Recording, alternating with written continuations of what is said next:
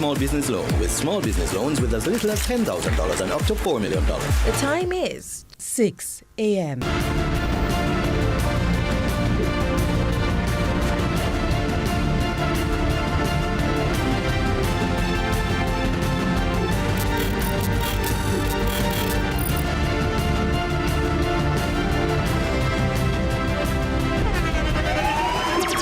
The internationally acclaimed On Stage with Winford Williams. At a new time, Saturdays at 8 p.m. on CVMTV. So much more than entertainment. What is the Popeyes Challenge Cup? The Popeyes Challenge Cup is Jamaica's newest and boldest football competition, featuring David versus Goliath matchups as the best in the country's club football take on those in the second tier of club football. It's a straight knockout competition featuring 25 teams, 7 from the Jamaica Premier League and 18 from the Jamaica Football Championship, the second tier. The 7 JPL teams are invited and are ranked based on their finish in the current season, as they will not enter the competition until after being eliminated from the JPL playoffs. The JFC team seedings are determined based on their rankings in the league as at May 2. Teams will battle it out over 6 rounds to determine the winner. So how does it work? Round 1, the play-in, will feature 14 teams, all from the Jamaica Football Championship. Pot 1 will have 5th to 10th place teams, and Pot 2 will have teams seeded 11th to 18th. Round 2 will have 8 JFC teams, the 7 Round 1 winners, and the 4th ranked JFC team. Pot 1 will have the top 4 ranked JFC teams, and Pot 2 will have the next 4 remaining teams. Round 3 features 6 JFC teams, 4 winners from Round 2, and the 2nd and 3rd place teams, and 6 JPL teams will enter the competition, excluding the JPL champion. Pot 1 will have the top 3 ranked from both JPL and JFC, and Pot 2 will have the others. The next round is the quarterfinals, featuring the 6 winners from Round 3, the JPL champion, and the 1st place from the JFC. It will be a random draw with no pots. Teams then proceed to the semi-finals and the final. Each team will get prize money based on how far they advance in the tournament. A total of $4.75 million in prize money will be paid out, with the winning team taking home $1 million. There's also a $50,000 purse for the top goal scorer and the winning coach. Get ready for the newest and boldest club football competition in Jamaica. This is David versus Goliath. This is the Popeyes Challenge Cup on CVM TV. Every dream conquered is another dream gained. I land and I fly again like a jet plane.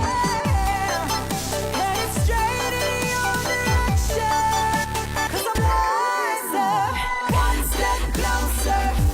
I'm winning 'cause I work so hard, and the music keeps on playing, and the people never say we are mash up the dance.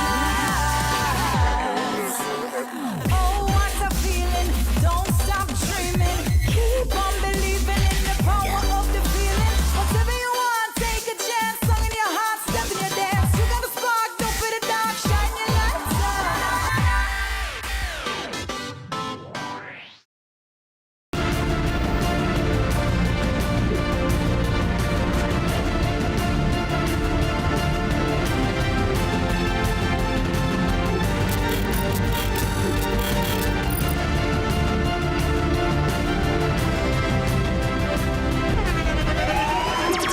The internationally acclaimed On Stage with Winford Williams. At a new time, Saturdays at 8 p.m. on CVMTV. So much more than entertainment.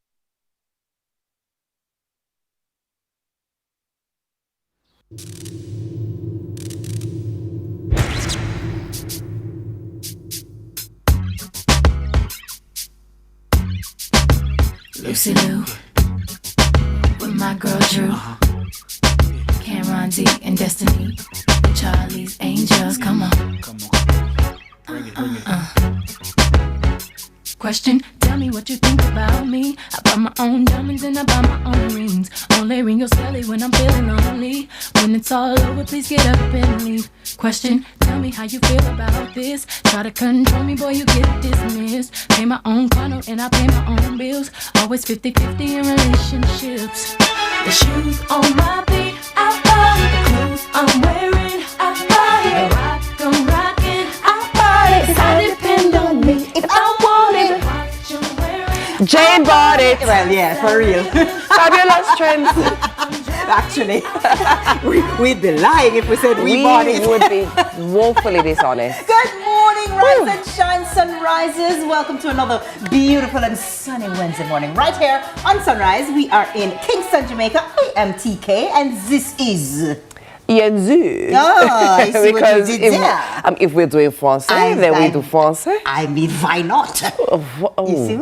That's giving Eastern European, but you know, we can work with it. You know, so I don't really know. So we came into the sounds of Destiny's Child, you know. Yeah. I love a nice girl band. I feel like if we were going to be like a girl band, we'd be the Fab Dolls right now. We would be the Fab Dolls because we're rocking fabulous trends. Both I of see us. what you did there. You see what I did there? I do see what you did there. You see? I'd be the low and you could be the high. You want to try something?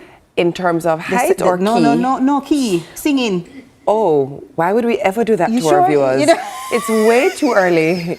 Good Wanna morning. say? Wanna Guys, say? I just would like you to know, if it's your first time here, welcome. If it's not your first time, you guys know I'm very considerate of your ears. That would be painful. Why would we do that to our we do audience? it. Fab Dolls. Introducing the Fab in fabulous trends, walking out, stepping out, strong in fabulous trends, fabulous trends, fabulous trends, fabulous trends. No? Ladies and gentlemen, boys and girls, this is a demonstration of what will happen if you try to bathe a cat. Fabulous trends, fabulous You know, trends. with friends like this, you couldn't even encourage me and We say, had a nice little running joke in the makeup room this morning So about, what? when cats are scared and they go, yeah. and their backs curve up. Didn't even realize that you were the cat we were joking about. Come You on know now. what? No Fab Dolls this morning. It's all good. If anybody would like to be a part of the girl band Fab Dolls with me, we'll just meet up at Fabulous Trends, get our outfits, get it together, and we are going to bring it to the world. Because that one here clearly is not. She never get the memo. She never work with me. It's in this particular iteration of this experience, you can call me bad mind. It's okay. I'll take it. By the way, speaking up? of fabulous to the world, What? I finally saw the Michael Jackson movie. Oh my gosh, I haven't watched it yet. How was it? It's good. Yes, and my brother told me he It's loved real it. good. And I can tell you, I don't know how, but my daughter and I lucked out big time. We ended up being the only ones in the cinema because we went to What? a 10 a.m. movie. Hold on, in Jamaica? No. Oh, I'm So- like, they have 10 a.m. movies now? So it's Okay. bingo because obviously It's people just are at you work are- and school. And Tell it me to was, get up and sing out. listen, we had a time. Oh my gosh. We laugh. We sing. Not like what you did a while ago. And it was just wonderful. But more importantly, it was different because there was nobody around us to hear us screeching. Exactly. That was the I know, biggest I difference. know. But it was wicked. All right, and fair enough. Fair enough. Then I looked down this morning and guess what one of our trending topics is? What's that? It's that Drake has broken Michael Jackson's record for the most Billboard #1s for male solo artists. And I don't know how I feel about that. Different.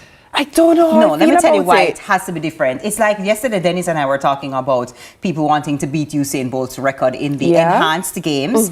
That's how it feels right now. Drake's time in music is a completely different time. It is. Where Michael Jackson reached the entire world Without digital. the internet, Yeah. social media. There was no such thing as even Facebook, much less Instagram and Yeah. Snapchat and TikTok. Like, There it was- didn't exist. Let me go further. Forget Facebook and Snapchat. There was no internet. There was no internet. Encyclopedia Hello. we forgot to look up homework. Am I right when I say Michael Jackson came out? No, yeah, because he was a kid. Michael Jackson came out in a time when there weren't even CDs, when he just Correct. came out. Everything was on vinyl. Everything was on vinyl and cassette and then CDs Yeah. and then the internet. Drake, I mean, you know, I'm not taking it away. He's a very talented young man and he's doing his thing in the music industry, but there's no comparison. I don't know how to there's feel no about it. Actually, no, I know how I feel about that. I'm not okay with it. Let me not even pretend for a second, because I think it's very obvious to our viewing audience. Can you imagine? Good morning on YouTube.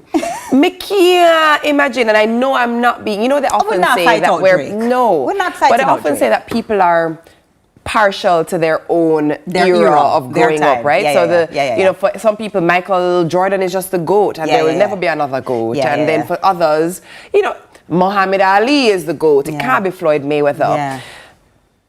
Michael Jackson. Drake has just surpassed Michael Michael Jackson, and crazy. Michael Jackson is still the GOAT. Yeah. That's what I'm going to say And about we'll that. leave it at that.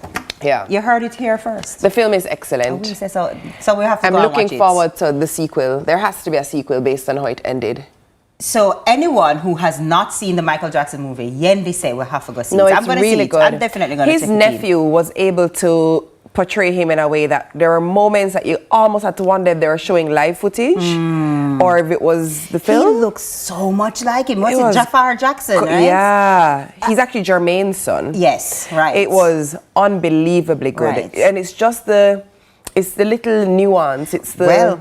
mannerisms. It's the way he smiled, Yeah, the yeah. timidness, the timidity that he would sometimes display that's so juxtaposed to who he is on stage. It was brilliantly He done. said it in an interview once, Jens, that he prepared for this role for years. They literally had him Yeah. in rehearsals for years. And it wasn't just rehearsals for the movie, but just he got to read Michael Jackson's diary. He got to watch footage nobody has ever seen. He got to speak to people nobody has ever spoken to It's in evident. preparation. Well, clearly, he's in family. It's evident. In preparation. Even the dance, I couldn't get over how well he danced. I was just Crazy. like, so my daughter said to me, she was just like, if this guy could sing, he could be the next Michael Jackson. And I'm like, right? Right? But then, obviously, it's if he can sing. TK understands that. You know, let me tell you something about friends. Where does do support your dreams? Who needs enemies with friends like these? Ladies and gentlemen, if you have a friend that doesn't support your dreams, just, you know, you need to eradicate them after work though, because during work you have to, you have to part with But them. also, friends who Tell you the truth. tell you the Keep it truth real. are valuable. That's you don't true. want a yes man around you. That's true. Come the Sometimes man. we want a little one yes though, you know? Yes, I agree. Sometimes. I hate you. You I don't. hate you. You don't. TK, what's happening in the Popeyes Challenge? So the Popeyes Challenge Cup is still firing. Is So it? of course you can tune in today, May 27, right here on CVM. It's at 5:30 p.m. and it's Medforest FC versus Montego Bay United. And at 8 p.m. it's Mount Pleasant versus Lime Hall FC. I know that it really has been a great challenge. It has been. People have been having a really good time with it. Yeah. Although I kind of, this is why me and sports have never been, I kind of feel sorry when them get kicked out after just a one loss, I'm just like, you're like, no. It's okay. That's how it go. It's That's just how it the work. ball is round. I just It's feel okay. like, you could have a one bad day and you're just out of it, It's the nature of the game. Yeah. It's like, every tennis tournament ever played. Yeah, that's You fair. know, when you lose, you're out. That's you don't fair. move on to the next round. That's fair. It's just, That's fair. Good point. Oh, what do you like? Good It's point. just like track and field. It's like a lot of things. It's a lot. That's yeah, why I'm not really into the sports thing because I'm like, I want them all to win. I'm one of those. Bless your heart. Have you ever considered being a preschool teacher? You have to have a special level of patience. Your ears have to have a special level of audio capacity for preschool teaching. And that's not my ministry. Love suffer the little children to come on to me, but you teach them. All right? I just remembered that you said you were You finished teach after 3 minutes of Yeah, read man. across Yeah, Jamaica man. Day. I just remembered. Did an intermediate class at Women's Prep for a day, and I was like, God bless all teachers. Yeah. Let me go back to the news. My godmother, used to always say this, or she still always says this thing that her mother used to say when they were children. What And then come from the hills of St. James. Them say Montego Bay, but we all know Montego Bay is Montego Bay, different from St. James Hills. Morning, Jane Michelle. So, she used to say that when the people them are ramp and them are just move and move, she said, hey, when you make me ears eat grass. Yes, man. Yes, TK, your ears my ears live would become in a forest. My ears live in the because- fields. It cannot handle that. It lives there. What I love is that my kids actually now complete that sentence when we say, hey, my ears, and them say, need to eat grass. My ears need to eat grass. Mommy needs a little break. And good morning to all the mummies and the aunties and the teachers and anybody in the child care provision role of life. Bless God your bless heart. You all. God No, bless you all. truly. Honestly. Bless your heart. Honestly. All right, it's time to get over the hump day and get things started with your midweek pocket of sunrise. Roll it. I'm excited. Let me see. What is it? We have a choice in what our lives are going to be like. You see? We don't have a chance about what's going to hit us when we don't Okay, know. let me tell you this. My impression, I have a certain, I guess, positiveness about my life, but I realize that every time I create a positive thought in my mind, also I create a negative thought. It's just like, I'm going to be very successful. And my mind said, oh, no, you're not. You know? Okay? So since I create positive and negative, it's which one I give the most attention that is powerful. When I think positive constantly, it's very powerful and it controls me. If I think negative all the time, it's going to control me too. So right now, my positive thought is there is going to be no disaster to destroy what I have planned for me and my family. And if there is, that's life, you know? And I can accept what I get. My intention is for it to work and to be successful, and I will accept what I get. See, I don't have any choice about what my life is going to be like. The only choice I possibly might have is how I'm going to react to it. You know, and I mentioned to someone the other day that if you've heard that the poem "If," you know, they said something about success and failure. If you treat those two imposters the same, well, that's my plan. You know, I get very emotional all the time. That's my plan. If I'm successful, I want to treat it like I'm successful. And if I'm unsuccessful, I want to treat it the same way. I really do, and that's my plan.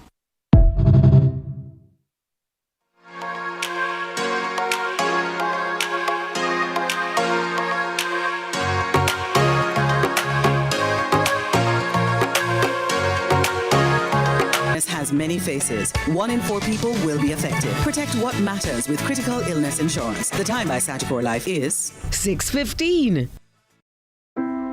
Before the first patty's made, there are hands that raise it, hands that grow it, hands that move it, hands that bake it, and hands that serve it. For Jamaica, by Jamaica. Through challenges and changing seasons, they stood strong. They built with us. They believed. To every farmer, every team member, every partner, thank you. In need of a loan? AIM Financial is the place to go. We have loans from $20,000 to $3.3 million. Get a loan to pay school or college tuition, medical expenses, bills, fix up your house, buy furniture and appliances, repair or buy a car. And when you're done, take a vacation loan. AIM has a loan for any purpose. Call AIM today. You won't find a better deal elsewhere. Guaranteed.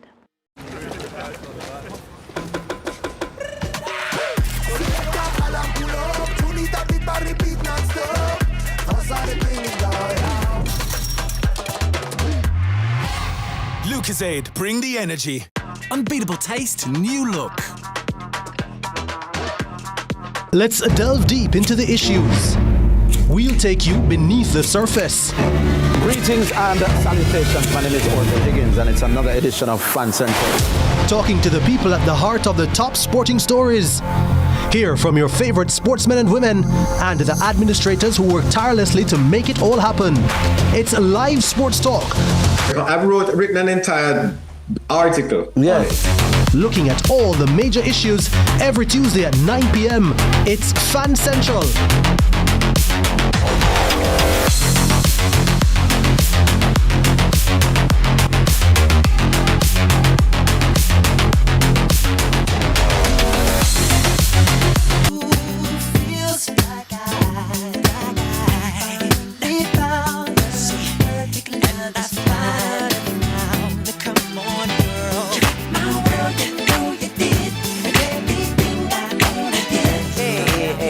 I love when my producers work with me. I see what y'all did there. Hey. All right, welcome back, Sunrisers. So if you're just joining us, the time is 6:19 on this here Wednesday morning, and you're in time to see your favorite headliner, my girl, TK, without the typical fanfare, but I know you appreciate the little breather. You know what I mean? Introduce you to this, you know what I mean? Thank you so much. Introducing TK Slim. Hey! I'm working for that title. We're not there yet, but we're working. The news never. Hey! Go on. Hey! Never. Hey! I like that. Because the TK are dedicated to the headlines where you love. Feel me, no one, no other headlines. No headliner. No, you know. Yeah. You see, you were right about me. You were right. One ticks to the headlines, yeah. One ticks to the cheeks. I think we should jump in. New I have a funny feeling that might not go over well. Good morning to the Broadcast Commission of Jamaica. Anyway, let's jump into the headlines, shall we? First up, health alert, Jamaica cautions travel to Ebola-affected countries. So following the World Health Organization's, the WHO's declaration of the Ebola outbreak in the Democratic Republic of Congo and Uganda as a public health emergency of international concern, the Ministry of Health and Wellness wishes to advise members of the public to review their travel plans and avoid traveling to or transitioning through affected countries. Although the WHO assesses the risk as high in the African region and low globally, the ministry has further enhanced its port of entry health surveillance. And as such, Jamaicans or travelers to Jamaica who have no symptoms but have traveled to affected countries or transited through same in the last 21 days will be asked to self-quarantine under the supervision of the health department. Persons with symptoms will be classified as suspected cases and will be isolated. Now, the ministry further advises the public to ascertain health information and advice regarding the Ebola outbreak and other health conditions from official and authorized channels of communication. You know what's critically important, obviously, in managing things like these is the quarantining. Yeah. And some would be like, oh, quarantine now for many is a trigger word. Yes. Because obviously it takes us back to 2020 and the COVID pandemic.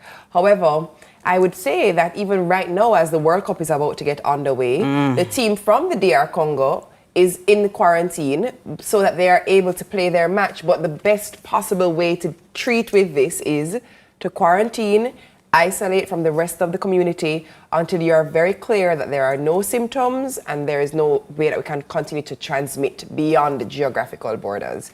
The advice is sound, and it's something that it's not just a now thing. It's something that we should look into all the time. Absolutely. And also people, Jamaicans, you know, we love when you travel and see the world. Exposure is an amazing thing. Yeah. Can we just avoid the affected areas just for right now? For sure. Because we definitely do not want it. Coming like everything that happens kind of has a way of trickling into the onto the Jamaican soil. We're going to ask for this one to skip us if you don't mind. So I definitely take the recommendation. For I know sure. there are some people who say, no man, even if I go, it won't be me, I'll be fine. No. Hey, quarantine yourself, please. And ideally not to travel into those areas right now. For sure. Ideally. Yeah. All right, so next up, early childhood practitioners urged to safeguard children's rights. Minister of State in the Ministry of Education, Skills, Youth and Information, Honorable Rhoda Moy Crawford, is encouraging early childhood practitioners to take a more active role in safeguarding and promoting the rights of children across Jamaica.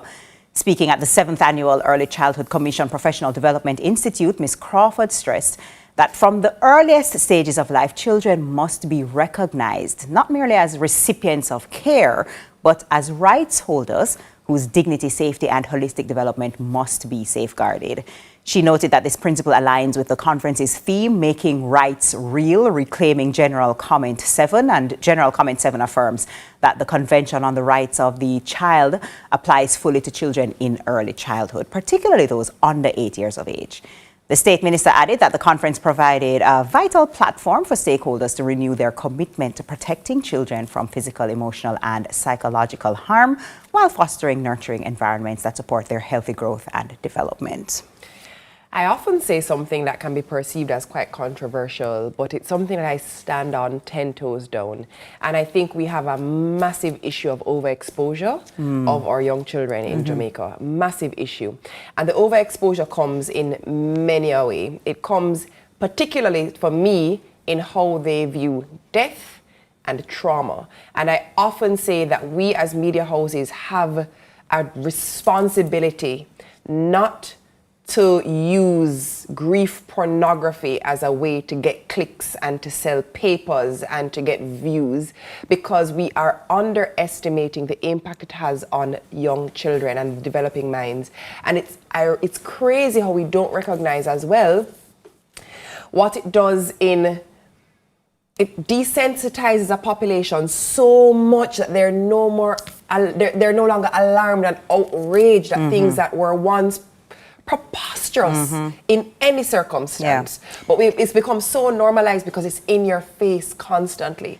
And we have the children literally reserve a right not to be overexposed as it relates to trauma, not to be overexposed as it relates to profanity, sexual, indecent behavior, indecent language. We need to take so much more care of what we do with the minds and the exposure of our young children. It's something that bothers me badly. You know, one of my things though, and again, I leave this to the people with experience, I don't have any children, but there's also, I think, a level of, well, children deserve their right to choose this, or their right to have this stance, or their rights for all these things. And then it's like, at what stage is it, yes, this is what you want and this is what you think you should do, the direction you think you should take, but I am your parent, or I am your teacher, or I am your authority figure, and I know what's best for you at this age, and so I'm going to bypass that right that you think you have. So for example, I know especially in the States, very young children can choose to have, they have the right to choose their gender, or they have the right to choose, other things that, are usually not a right, not a choice. But we allow it because they have their right, and we leave it alone, and we kind of foster it. And at what point are the scales a little tipped? You know what I mean? But I think that topic in particular is definitely directly correlated to a society and how they view those things, because in many a society that's a big no-no, including ours. And particularly in Asian cultures, you're not going to see and hear of that. In certain African cultures and nations, you're not going to see and hear of that. Some would hasten to say that's a very North America and Europe, you know. But I think in this capacity, it is specifically about the rights that a child has to be a child. You know what I mean? And we often expose our children to very adult concepts and adult topics, forgetting that it literally, their brains are not wired to consume that type of material. And the impact it has is significant.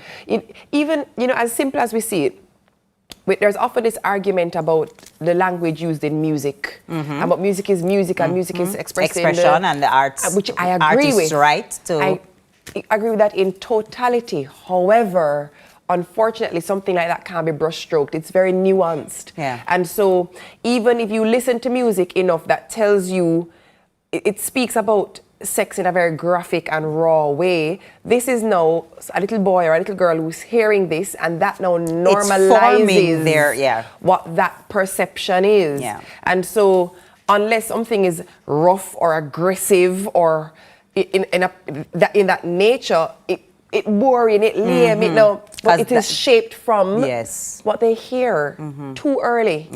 Makes sense. And these things we have to consider. We have to consider them. Well, that's what I have for you for the headlines this morning. Wait, is that it? That is it. No. Yeah.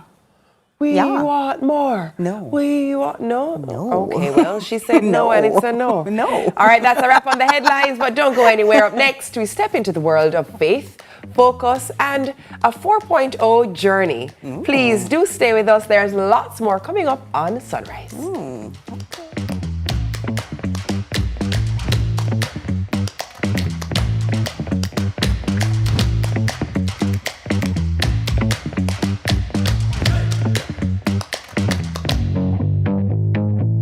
This is Flow, Jamaica's fastest mobile network, as verified by Ookla. It's the result of a complete network rebuild with more power backup to reduce outages and satellite backup for greater mobile stability. You can even make regular calls using Wi-Fi. Welcome to our new era of connectivity, and we're not stopping there. This is Flow, Jamaica's network. There's nothing like a Jamaican greeting. Hello. Blessings. Yo, man them.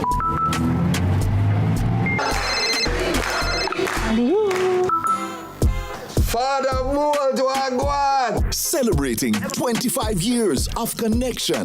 Every call, every click, every message, and every shared moment. Digicel, powered by you, connected by us. We are proud to supply all of Jamaica with the highest standard of gas products to keep you safe and well taken care of. Choose well. Choose IGL. The time by IGL is 6:30. Let's delve deep into the issues.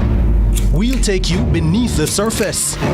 Greetings and salutations. My name is Orville Higgins, and it's another edition of Fan Central. Talking to the people at the heart of the top sporting stories. Hear from your favorite sportsmen and women and the administrators who work tirelessly to make it all happen. It's a live sports talk. I've written an entire article. Yeah. Looking at all the major issues every Tuesday at 9 p.m. It's Fan Central.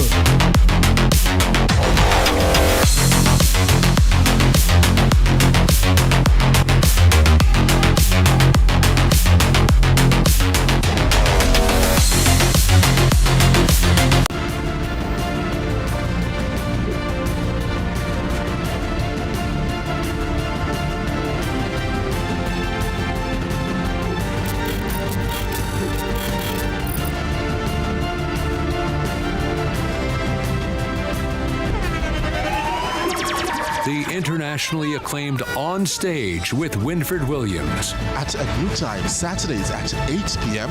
on CVMTV. So much more than entertainment.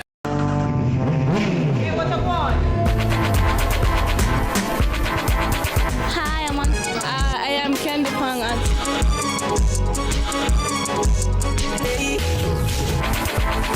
What a guan? What a guan? That a guan, pa. What a guan? What a guan? What a guan? Mondays, Wednesdays, and Fridays at 8 a.m., 1:30 p.m., and 10 p.m. on CVMTV. That's a guan, pa. What a guan?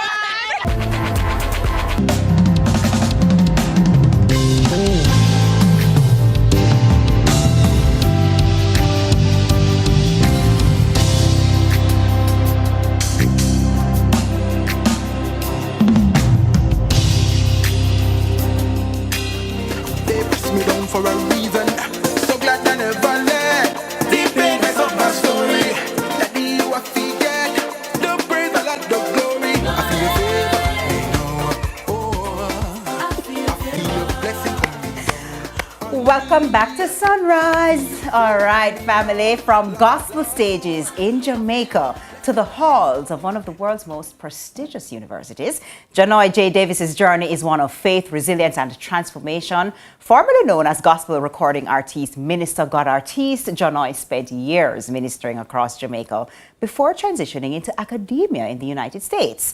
Now, after graduating summa cum laude with a perfect 4.0 GPA from Edward Waters University, he's preparing for his next chapter at Columbia University, where he will pursue a master's degree in journalism. This morning, he shares the inspiring story behind his remarkable journey and the message of perseverance he hopes will encourage Jamaicans at home and across the diaspora. So welcome to Sunrise, Janoy.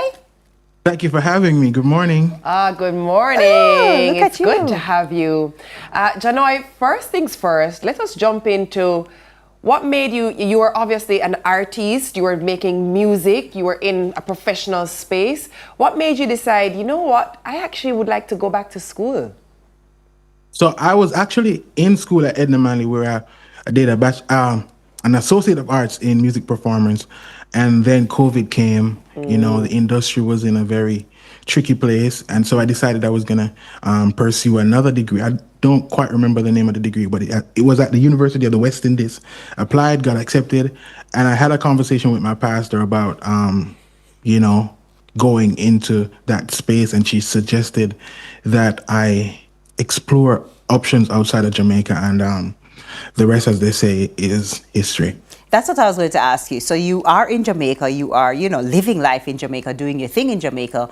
What brought you to the United States? What was that process like? How difficult was it to access education in the United States? And what was that journey like for you?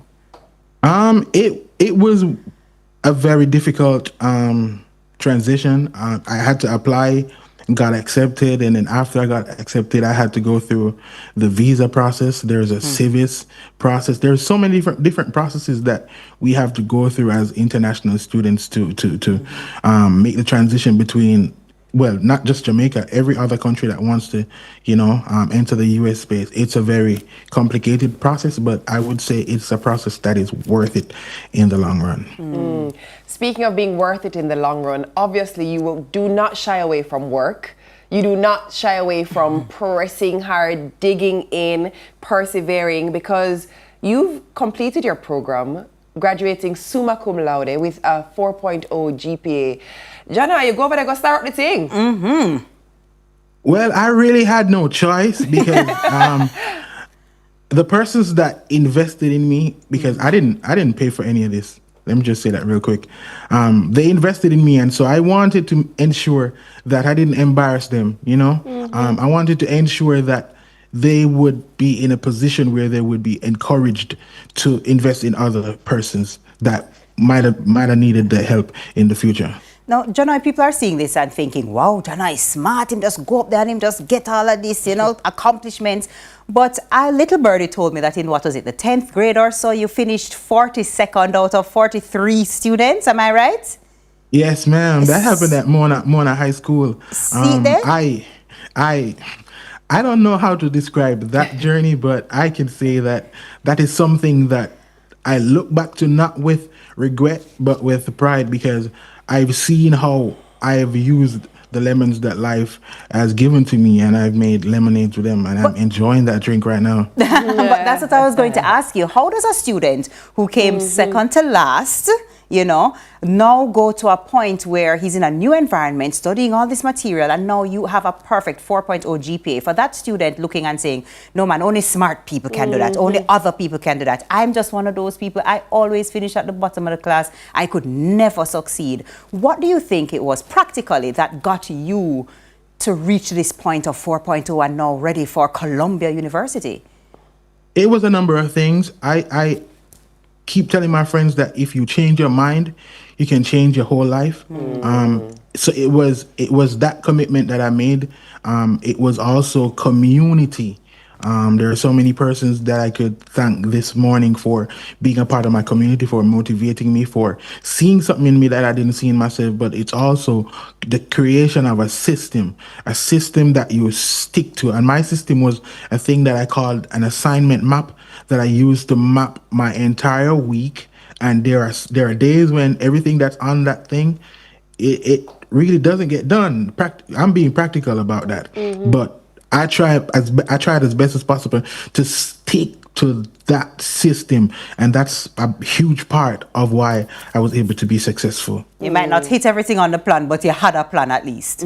Yes, ma'am. Love that. Let's talk about your acceptance to Columbia University. You're now heading to pursue your master's degree in journalism. One, let's talk about acceptance to Columbia. That in and of itself is a big deal. But two, let's also talk about the shift toward journalism. Why did you decide to go that path? So again, we talk about having community. When I came to Edward Waters University, my major was business administration. I had a lecturer in the first year that saw my writing abilities, and he encouraged me to move to journalism. And the rest, as they say, is history. So earlier I spoke about people seeing things in us that we haven't yet seen in ourselves. This is one of those stories where somebody saw a gifting that was I wouldn't say I didn't acknowledge it because I've been writing probably my whole life, you know, but I didn't see it as something that I could pursue professionally. Yeah. So, Janoy, does this mean goodbye to ministry and gospel music, or are we thinking of coming back with a twist after the degree, or what do you think? What do you see in the future of Janoy? I am so glad you asked, because I have a song that I'm about to release with that is produced by The Journey, called Follow You. That is going to be probably one of the best songs I've ever written, and yeah, so it's going to be a balance of both. Nice. It's going to be a balance of both, because music is the thing that opened the door, and music kept the door open. My background in music allowed me to operate as the president of the Edward Waters University Concert Choir, and that's where I got my biggest scholarship. So music opened the door, as I said before, and it kept the door open. It ensured that I was able to do all the other things that I needed to do. Love that. What's interesting is we are actually seeing footage of you on screen performing, and I actually know we can't even hear the audio, but I know that right now is where the one drop is happening in the music because your body language changed, and obviously you are as at home on the stage as you are in your education and your pursuits of greatness. All that is not limited within you. That's awesome, Janoy. Congratulations. Thank you so much. All right. Our guest has been Janoy J. Davis, gospel recording artist and scholar. Listen, Columbia is not no small feat, you know. Listen to me Columbia now. University. It's a talk big to deal. Janoy in a different accent after this. All right. Coming up next, what do we have next, Teeks? Coming up next, we have more Sunrise. Okay, We're going to keep it, a little surprising for you. Maybe it's news, maybe it's a guest, who knows? Maybe it's book club. Maybe, you know what? Maybe I sing, maybe it's a performance. She will not sing, so please come maybe back. It's a performance No. from the Fab Dolls. Stay with us. Just see. Just please come back is all we ask. You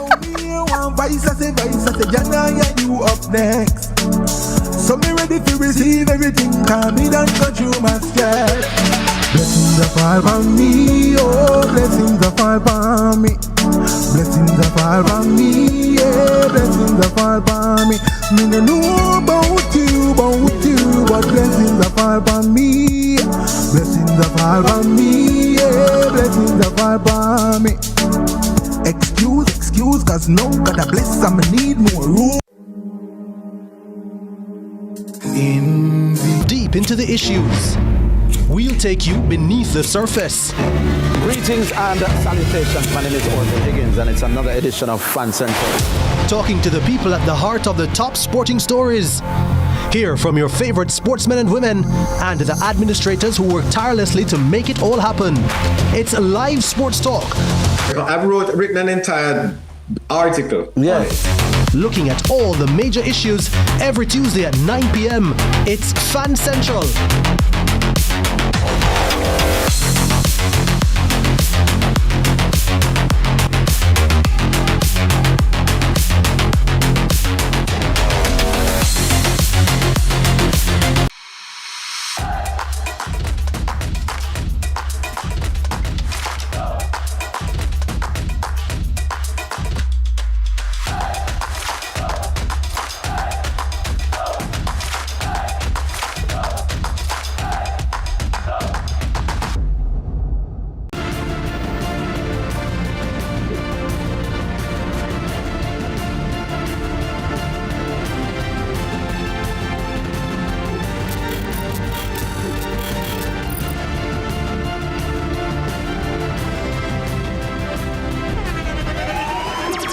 The internationally acclaimed On Stage with Winfred Williams. At a new time, Saturdays at 8 p.m. on CVM TV. So much more than entertainment.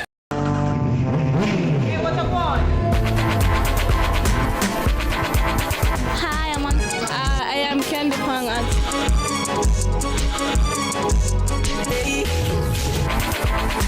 What a guan? What a guan? That a guan pa. What a guan? What a guan? What a guan! Mondays, Wednesdays, and Fridays at 8 a.m., 1:30 p.m., and 10 p.m. on CVM TV. That's a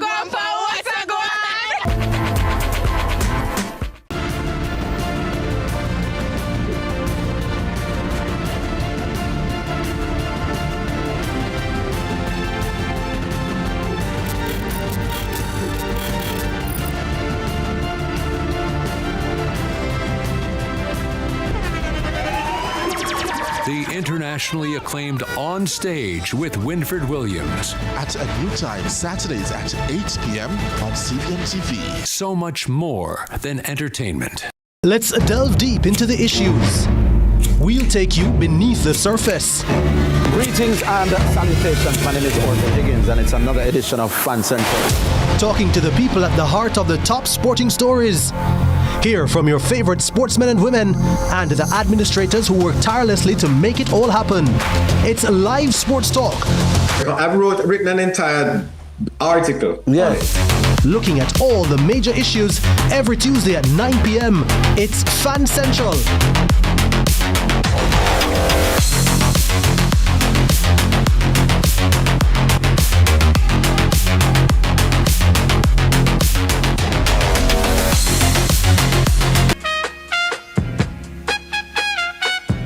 You can get it if you really want. You can get it if you really want. You can get it if you really want. But you must try, try and try, try and try. You'll succeed at last. All right, sometimes all you need is a little word of encouragement to reach your full potential, to inspire others, yeah? Well, welcome to Sunrise Book Club. Our guest this morning is Dr. Euphemia Burke-Robinson, JP, an esteemed education officer and president of the Jamaica Association of Education Officers. She's here to share a profoundly inspiring personal narrative that underscores the impact teachers have in Jamaica. No, it all started from a child who struggled with basic literacy to a national policy contributor and Caribbean speech champion. It's a testament to a single transformative moment of affirmation from a teacher receiving the title Most Improved Student that ignited a belief in her potential, reshaping the course of her life, and it's detailed in her book. Welcome to Sunrise to tell us more, Dr. Euphemia. Good morning. Good morning. I'm excited to talk about this. Thank you. Thank you for having me. Oh, it's great to have you. Before we came into this segment, we were chit-chatting a little bit about your dissertation. Yes. And I love when people do bodies of work that obviously, you know, research purposes, it's now in the library, we can access, but I love when these things actually translate to something that we can consume. Talk to us about why you decided to move into the direction of publishing a book. I decided to move in that direction because I often get the chance to speak at graduations. And when I do so, I usually share with students my own journey, my travels, how did I land on the platforms. And individuals would say to me, look, this is a beautiful story.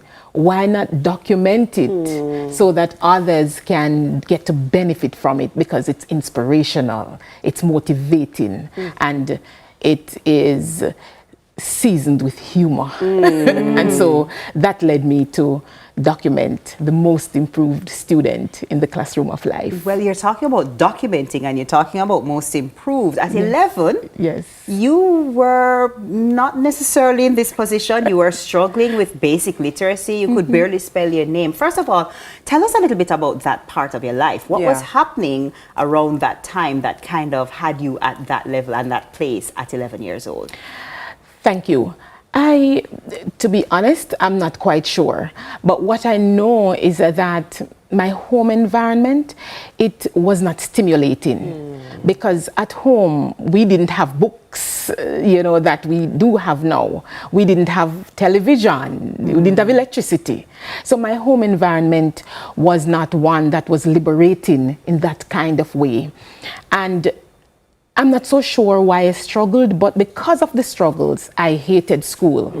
So I would hide away. The chances that I get to hide away, I would hide away from classes, you know. And also when it was time for me to read, and I don't know if you were exposed to teachers calling you up to read aloud. Yes. That was a scary experience for me, you know, everywhere on my body that could sweat, did sweat at that time. And so I would disrupt class I would seek ways to escape, to go use the bathroom. And so those things, you know, compounded the idea that I stayed away from just learning to read and developing that skill until I got to grade 6, where I met a teacher, you know, and not that my teachers before were not trying their best, you know, but this teacher in grade 6, there was something profound about her. I wanted to be her, you know, and so that stimulated my interest. She read to us and her voice was sonorous, you know, and she would ask us questions, she would catch us, and we just had to pay attention, you know, and you know about the beating. In those times. Man, those are different time, kids. Different time. Those are different time. But what's interesting is I remember in your introduction, well, you didn't speak about you only in the capacity of being an author, but you also are an education officer. Okay, so let us talk now about the little girl who struggled in literacy to being an education officer. That feels to me very deliberate, very much like a almost as though that grade 6 teacher, her influence was so great, you were just like, I can also influence education. Talk to me about that. Yes, so there was a profound, as you would have realized, a profound moment when I was in grade 6, when my grade 6 teacher, she gave me a prize. And this was after doing the common entrance examination. For the first time. I failed, you know, and she predicted that I wouldn't do well, but she was sending me to write the exam to get experience. Now think about it, everybody else was going to pass, but I was going to get experience. And so I made use of that experience, so much so that when I got to my second chance to write the exam, I was picking up, and every teacher knows what it means for a student to start to pick up. That means I was improving. And she called me out and she gave me that gift that says most improved student. And that for the first time made me feel like Smaddy. And so that sets off something inside of me, and I became hungry for that experience again. And so I was successful in the common entrance examination, went to Old Harbor High School, where I met some teachers who they just absolutely love children, and they invested in me. I remember my grade 7 form teacher, she's Miss Curtis, and she would say to us, students, you have the potential. I never know the word, I never know what it means. But it just feels nice. It feels nice. Me have it. She said every day, she would say, students, you have the potential to be anything you want to be. And, you know, they invested in you. They allowed you to come to their classes without paying a single cent. You know, that's the kind of love I'm talking about. I had a teacher, Mr. Peter. He taught me physics, and he allowed me to come to his class. And he said, all I wanted from you was just to pass the exam. That was his salary. That was his pay. That was the compensation. I had another teacher, Miss Rankin. She was a guiding force. She was my biology teacher. And she didn't just teach us biology when we were in class. We would be walking along on South Street in Old Harbor, and she would pick the flowering part of the plant, and we would be walking and talking. So those were the teachers who feed inside of me. And so that stimulated something in me, and I said, I must give back to education. I went back to country to my grade 6 teacher, who mentored me again so that I could be ready for Teachers College. Then I went to the MICO and I met some teachers, and that has been my journey. And so because of that investment that educators placed in me, I said I have to give back in this kind of way. Well, and so I became an educator. Beautiful. And you see the impact that teachers, you see the impact that you have on this world and individuals. So it's a beautiful story. Tell me now, in terms of the book, most improved student in the classroom of life. Yes, What do you hope that people who read it will get from your book? Thank you for that. I'm hoping that, firstly, that teachers who read that book, they would realize that they cannot give up on students. You know, you cannot give up on anybody at all. And so I want them to understand that it is not where you have started. it's a journey. And so you may have started like me, who struggled with reading, who didn't love school at all. But that is not the story. You have the opportunity to change the trajectory, you know, by the people who feed into you. I'm from a very rural community in St. Catherine where the community feeds inside of me. And so all of that is embedded there. And so it says to individuals who read that, look, you can. And also there's a big message there that says that the experience that we're having, we're really in the classroom of life. Yes. And so each day we're becoming better versions of ourselves. So you'd say this book is for everybody? It's for everybody. Not specifically for teachers or people interested in becoming an education officer. It is for everybody. It's for everyone. Everybody. It's just, it just says that, look, tomorrow can be better and must be better than your today. It says that. I know vibes, Bill. What vibes, Bill. What I do like as well is it's an easy read. Yes. When I say easy read, this is what I mean. Yes. The lettering, like me don't need to put on my readers for see it.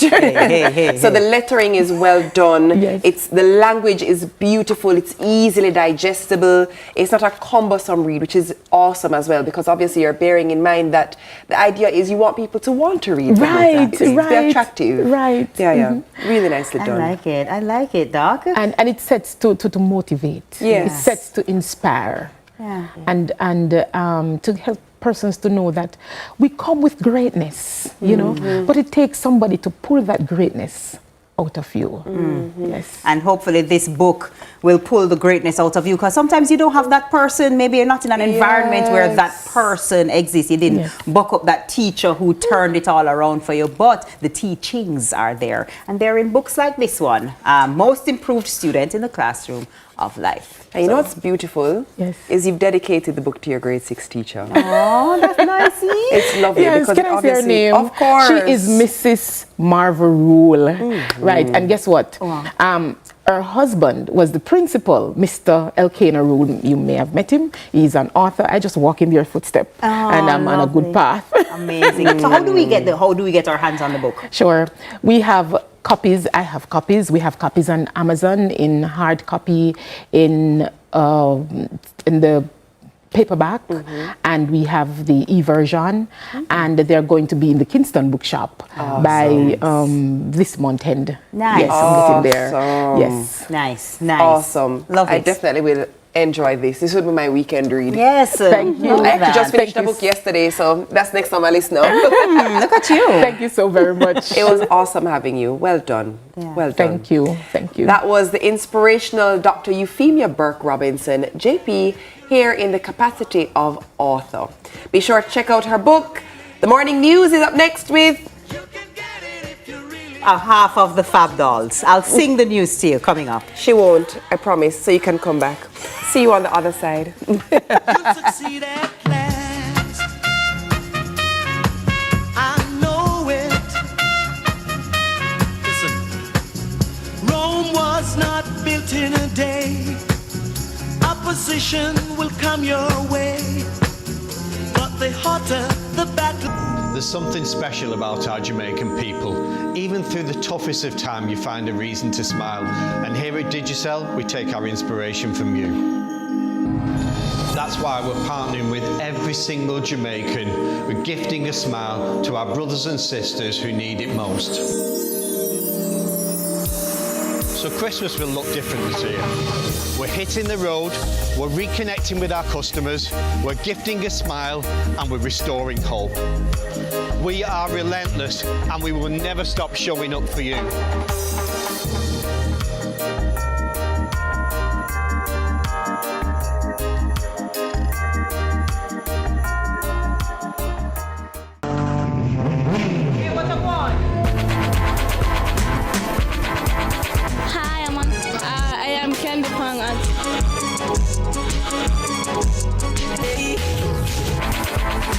Watagwan. Watagwan. Datagwan pa. Watagwan. Watagwan. Watagwan. Mondays, Wednesdays, and Fridays at 8 a.m., 1:30 p.m., and 10 p.m. on CVM TV. Datagwan pa. Watagwan.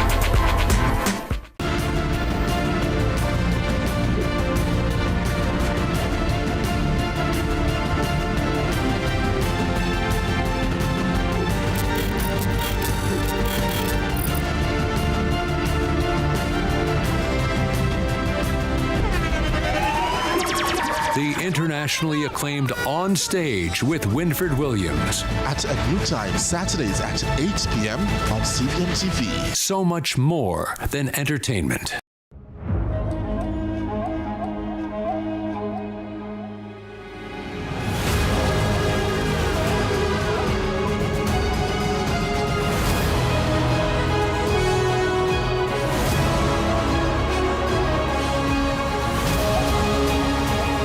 Step inside a world of adventure with Mandalorian and Grogu at Burger King.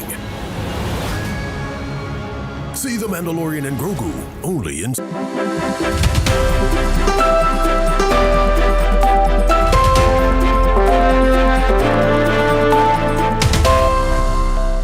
Welcome to Morning News. I'm TK Dawkins.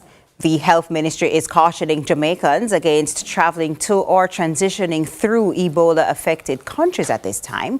The warning comes on the heels of the World Health Organization's declaration of an Ebola outbreak in the Democratic Republic of Congo and Uganda. It's been deemed a public health emergency of international concern.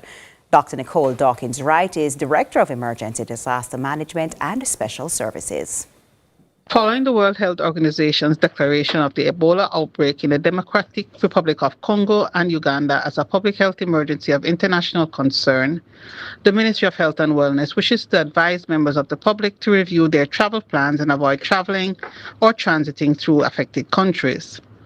Although the WHO assesses the risk as high in the African region and low globally, the ministry has further enhanced its port of entry health surveillance, and as such, Jamaicans or travelers to Jamaica who have no symptoms but have traveled to affected countries or transited through same in the last 21 days will be asked to self-quarantine under the supervision of the health department. The ministry says persons with symptoms will be classified as suspected cases and will be isolated. The public is also being encouraged to seek health information and advice regarding the Ebola outbreak and other health conditions from official and authorized channels. The Jamaica Labour Party is strongly defending House Speaker Juliet Holness following comments made by opposition spokesperson on creative industries, culture and information, Nikisha Burchell, on the Fix podcast recently. The West Rural St. Andrew Member of Parliament, Juliet Cuthbert-Flynn, says Burchell's remarks were disrespectful and argues that women in leadership should not be labelled as controlling for enforcing rules and maintaining order in Parliament. Nikisha Burchell, I want to remind you of how hard women had to fight to get to leadership positions. I also want to remind you that there have been only 3 women speakers of the House. And I also want to remind you that when women assert themselves, they are or should not be seen as bullies. They should not be seen as controlling. They are leaders. Just like when a man is showing leadership, you say they're strong. You went below the belt. You were nasty by stating that she's controlling our household. That was a nasty statement. Strong community support marked Labor Day activities in Eastern Hanover as residents and partners teamed up to improve schools and roads. Nika Lewis reports.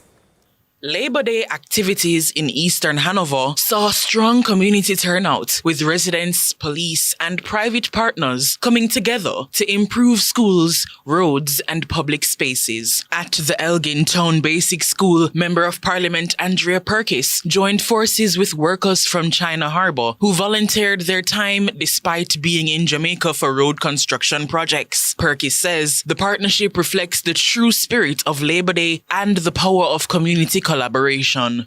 I am pleased to let everyone know that China Harbour is assisting us today with the Elgin Town Basic School. I have been basic school hopping today on Labor Day because our basic schools need attention.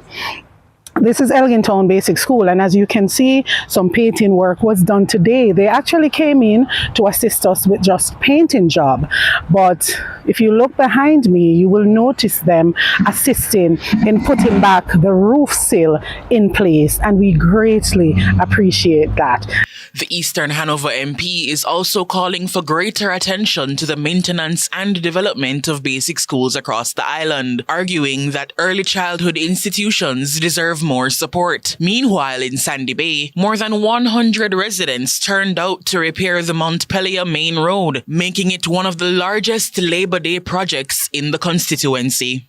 I was approached by the taxi drivers of Montpelier to assist on Labor Day. I stepped up to the cause, of course, and assisted with some materials, but persons from the community also stepped up and assisted, especially our taxi drivers that ply this route from Sandy Bay to the Montpelier area. Perkis praised the community's response, saying the strong turnout showed what can be achieved when residents unite around a common goal. From school improvements to road repairs, this year's Labor Day efforts in Eastern Hanover delivered a clear message. Community action can drive meaningful change. Crystal Williams, CVM News. And that's it for Morning News. Join us again at noon for more from our news and sports desk. I'm TK Dawkins. Sunrise with Yendi and I continues after this.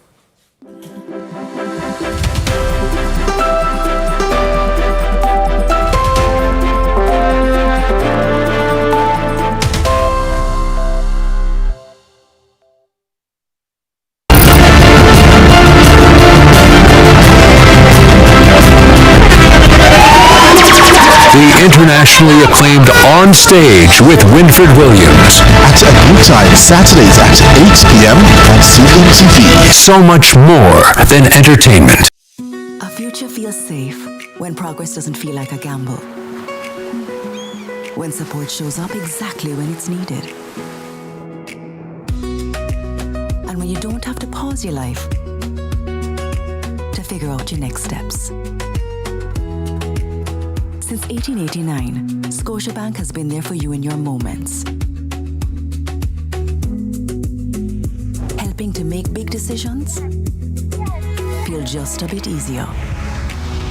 And when your life moved, we've moved with you, hand in hand, supporting you to dream bigger, to reach further, to pursue more. Scotiabank, your future is safe with us. Scotiabank, your future is safe with.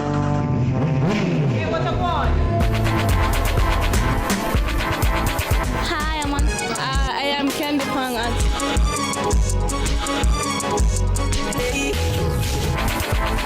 Watagwan. Watagwan. Watagwan. Watagwan. Mondays, Wednesdays, and Fridays at 8 a.m., 1:30 p.m., and 10 p.m. on CVM TV.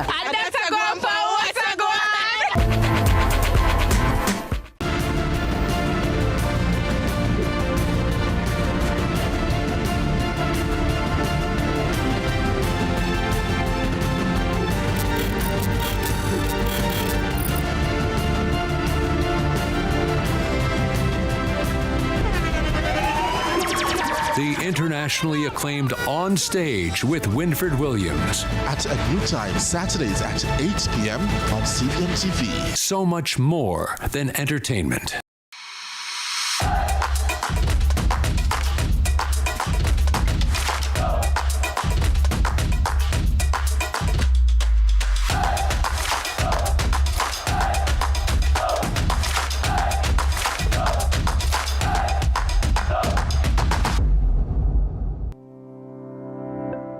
Every day starts with care. Care that's always close. Supermed Family of Pharmacies is where you go for everything you need. From your morning routine to life's biggest moments. Supermed Family of Pharmacies is always by your side. Whether it's prescriptions or household essentials, trust the care that's close to home. Super happy. Super healthy, super med.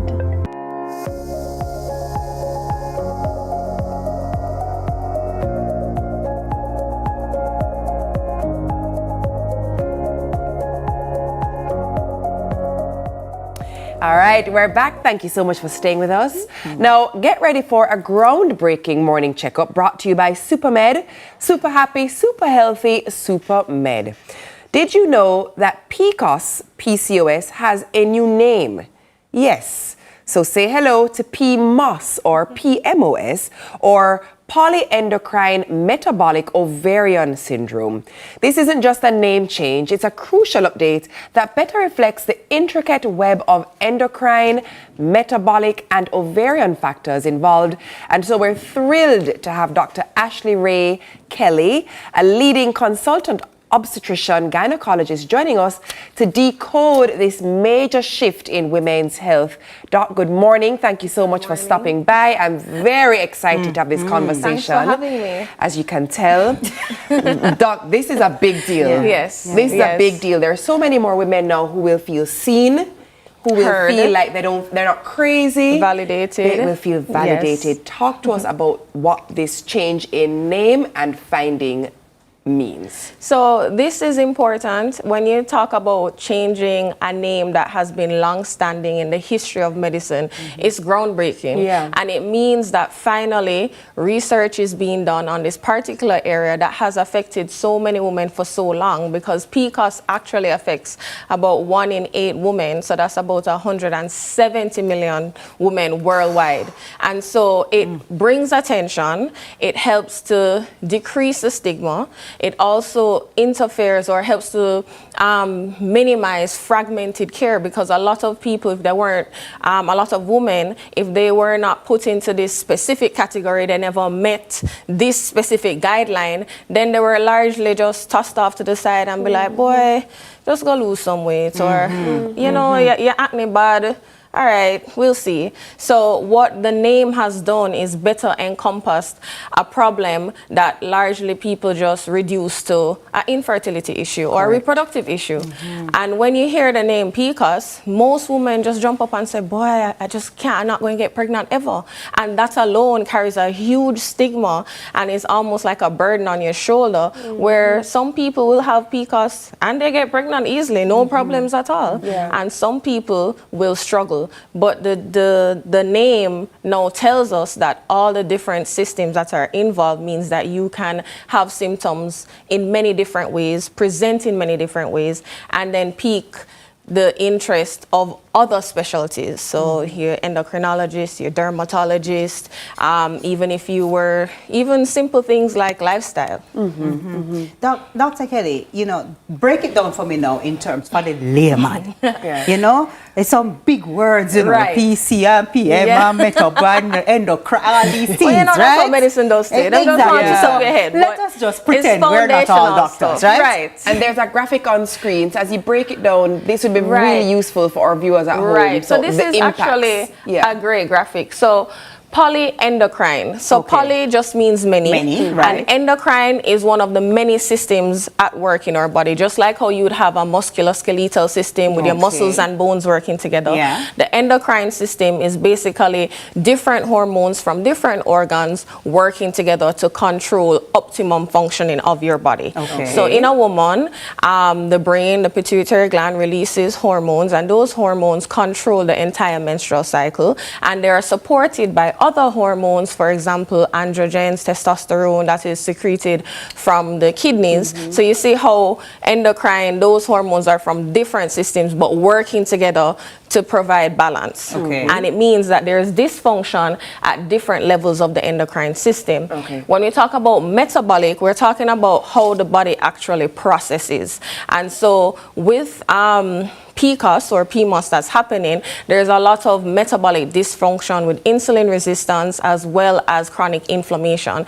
And so these patients are at increased risk of type 2 diabetes, cardiovascular disease, cholesterol issues. They're at increased risk of fatty liver disease. And then when we look at the ovarian part of it, it means that there is a possibility that it is affecting the ovaries, and the ovaries are the reproductive organs in women. And so you have people who have difficulty with their periods, a period irregularity because they're not ovulating as frequently or not ovulating at all, or it may interfere with their fertility as well and lead to difficulties with getting pregnant as well. So it's multi-systemic and not just reduced to an ovary problem.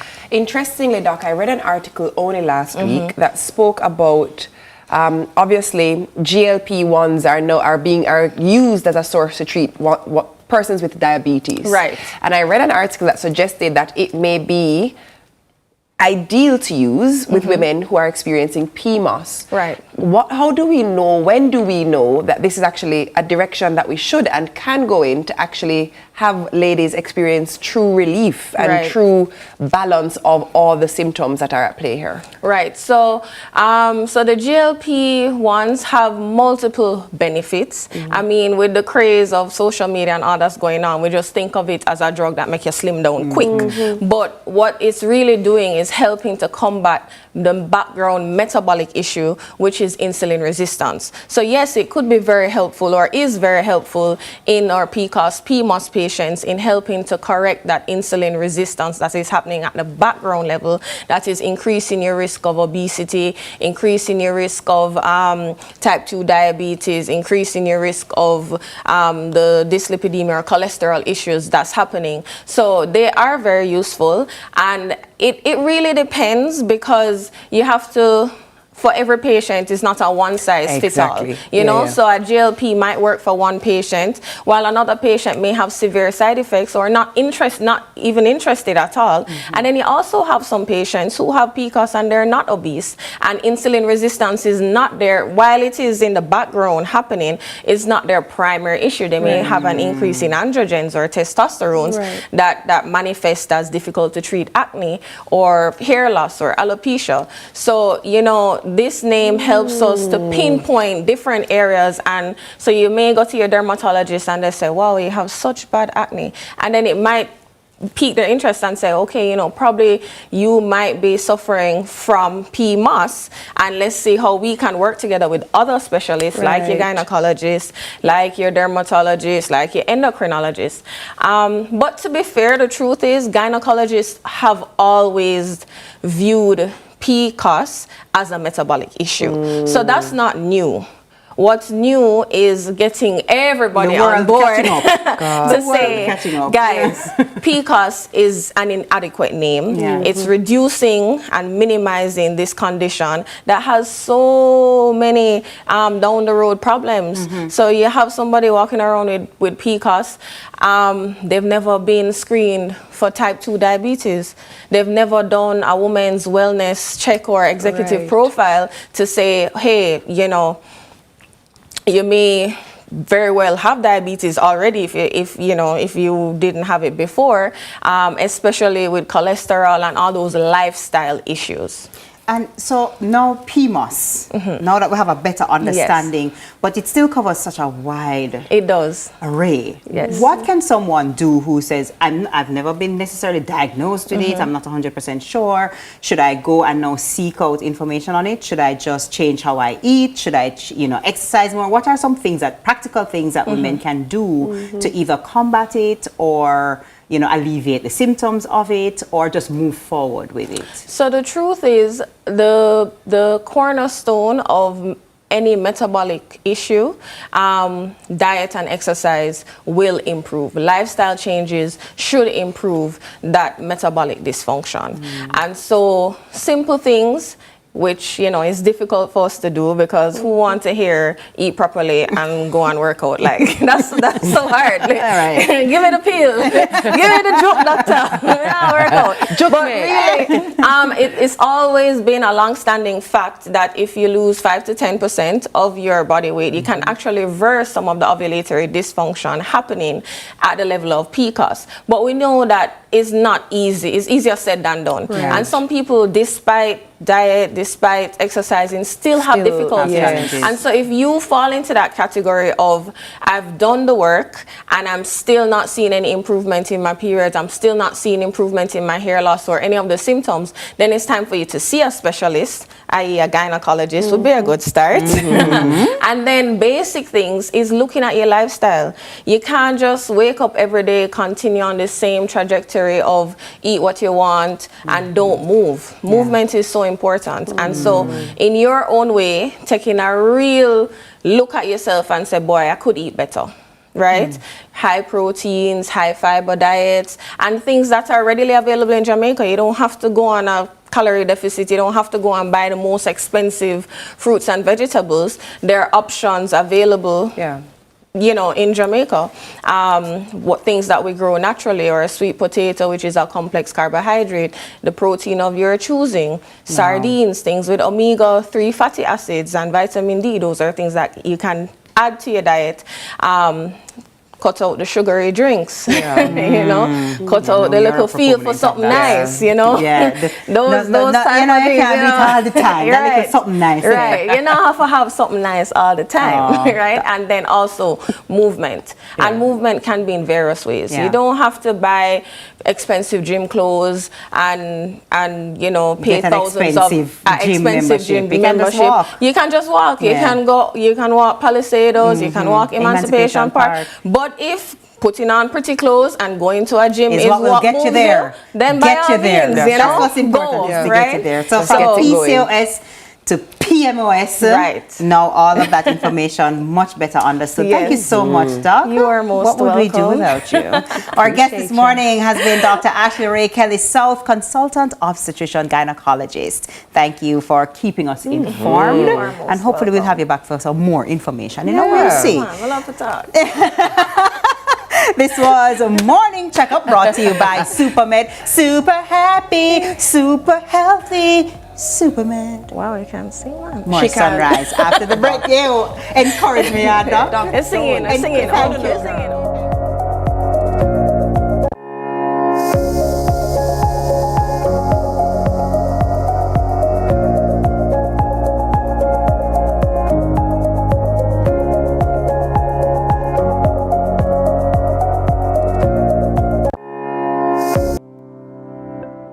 Every day starts with care. Care that's always close. SuperMed Family of Pharmacies is where you go for everything you need. From your morning routine to life's biggest moments, SuperMed Family of Pharmacies is always by your side. Whether it's prescriptions or household essentials, trust the care that's close to home. Super happy, super healthy, SuperMed. Already have a T-Tag for your vehicle? Just top it up and go through.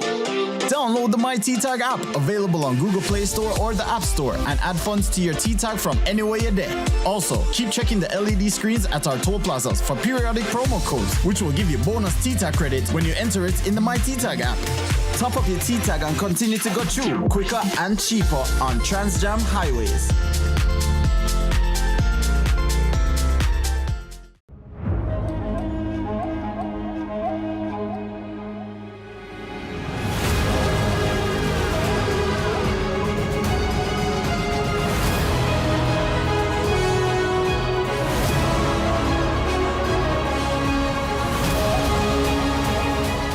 Inside a world of adventure with Mandalorian and Grogu at Burger King.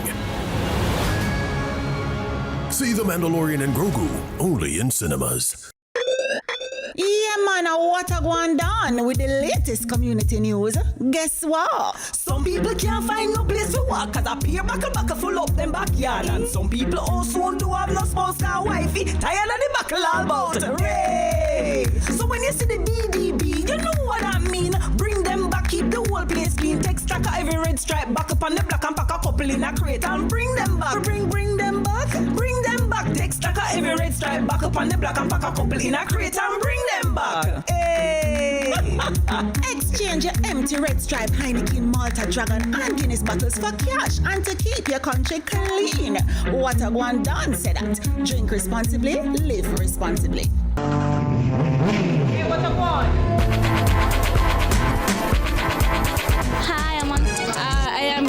pang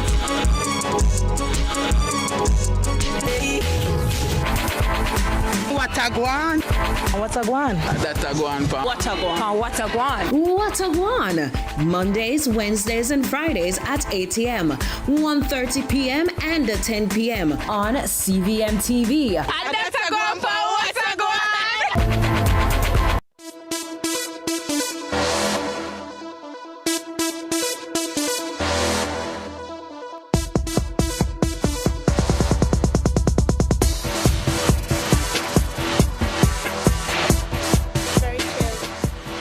It's so good to have you back with us, Sunrise family.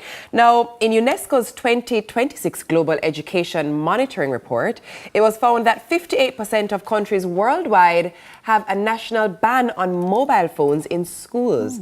And even more are looking to implement a ban by the start of the 2026-2027 school year. Well, the question now is, do you think the Ministry of Education in Jamaica should be looking into implementing national ban on cell phones in primary and secondary schools? Well, we have our resident cyber safety specialist here with us today, founder of CyberBright, Emma Sharp Dalton Brown, and educator and leader of staff development at Creative Kids Learning Academy, Deborah Gale Williamson, to discuss the timely and future-changing issue of affecting our children. So welcome, ladies. Good morning. Good morning. Great to have you both. Thank you. Phones in the schools. Well, I'm awfully biased on this topic. Awfully. So I'm actually going to leave it to the pros. Emma, I know that you're speaking tech, but I'm going to throw this one to Deborah Gale. Let us talk about what teachers are seeing in the classrooms. Let us compare the space to say 10 years ago, even 5 years ago, to where you are now as a practitioner and what you're seeing in your classrooms, and perhaps a correlation between the usage of cell phones and your students, their attention spans, their functioning, their performance in class. Well, I know I don't look old enough to be teaching for over a decade, but I have been in the classroom for a while, and the truth is that the change or the shift that I would have seen was particularly evident post-COVID. So, we had the children playing a lot more, engaging a lot more, and then we had that lockdown period where they were very much tethered to their devices. And when they segued back into the classroom, we found that social skills were suffering. So even just conflict resolution, they would come to us complaining about very trivial issues, that we would either duke it out as children or, we sit and say, but so and so, and we come to some kind of resolve. They needed a lot of intervention, a lot of hand-holding and so on. So that was one of the struggles, as well as just attention span. So I'm a language educator, and you know that automatically comes with a lot of reading. And you found that once the passages passed a certain length, it was very difficult to have the children attend for a long duration of time. They'd read the top, but then forget by the time that they got to the bottom. So comprehension began to suffer. If it wasn't a lot of bells and whistles with the passage, then, that was an issue as well, because they would have been online, they would have been on their devices, and that it's geared towards a lot of overstimulation.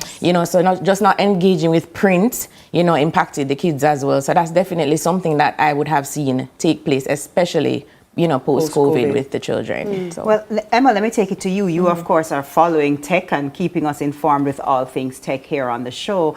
Why do you think that this is such a big global issue, and why it is that now countries are really paying attention to it and are really putting focus on phones in schools? Well, it's a great question. So, there are many factors, but I'm sure you've all seen the news that there have been a lot of talk about the addiction that it's causing, that being online is causing, and actually cases have been brought successfully against Meta, YouTube. Snapchat and TikTok have so far tended to settle out of court. And a recent case, Meta decided to settle out of court as well. But those things are showing us that there really is an effect on the mental health, and which part of it is addiction on these children. And school comes into that. They're at school for 8-9 hours for the day, right? Some, obviously younger kids a little less, but that's a huge chunk of time. Or what are they doing on their phones? Right? They should be playing hopscotch. They should be playing dandy shandy. They should be talking with each other in the lunch line.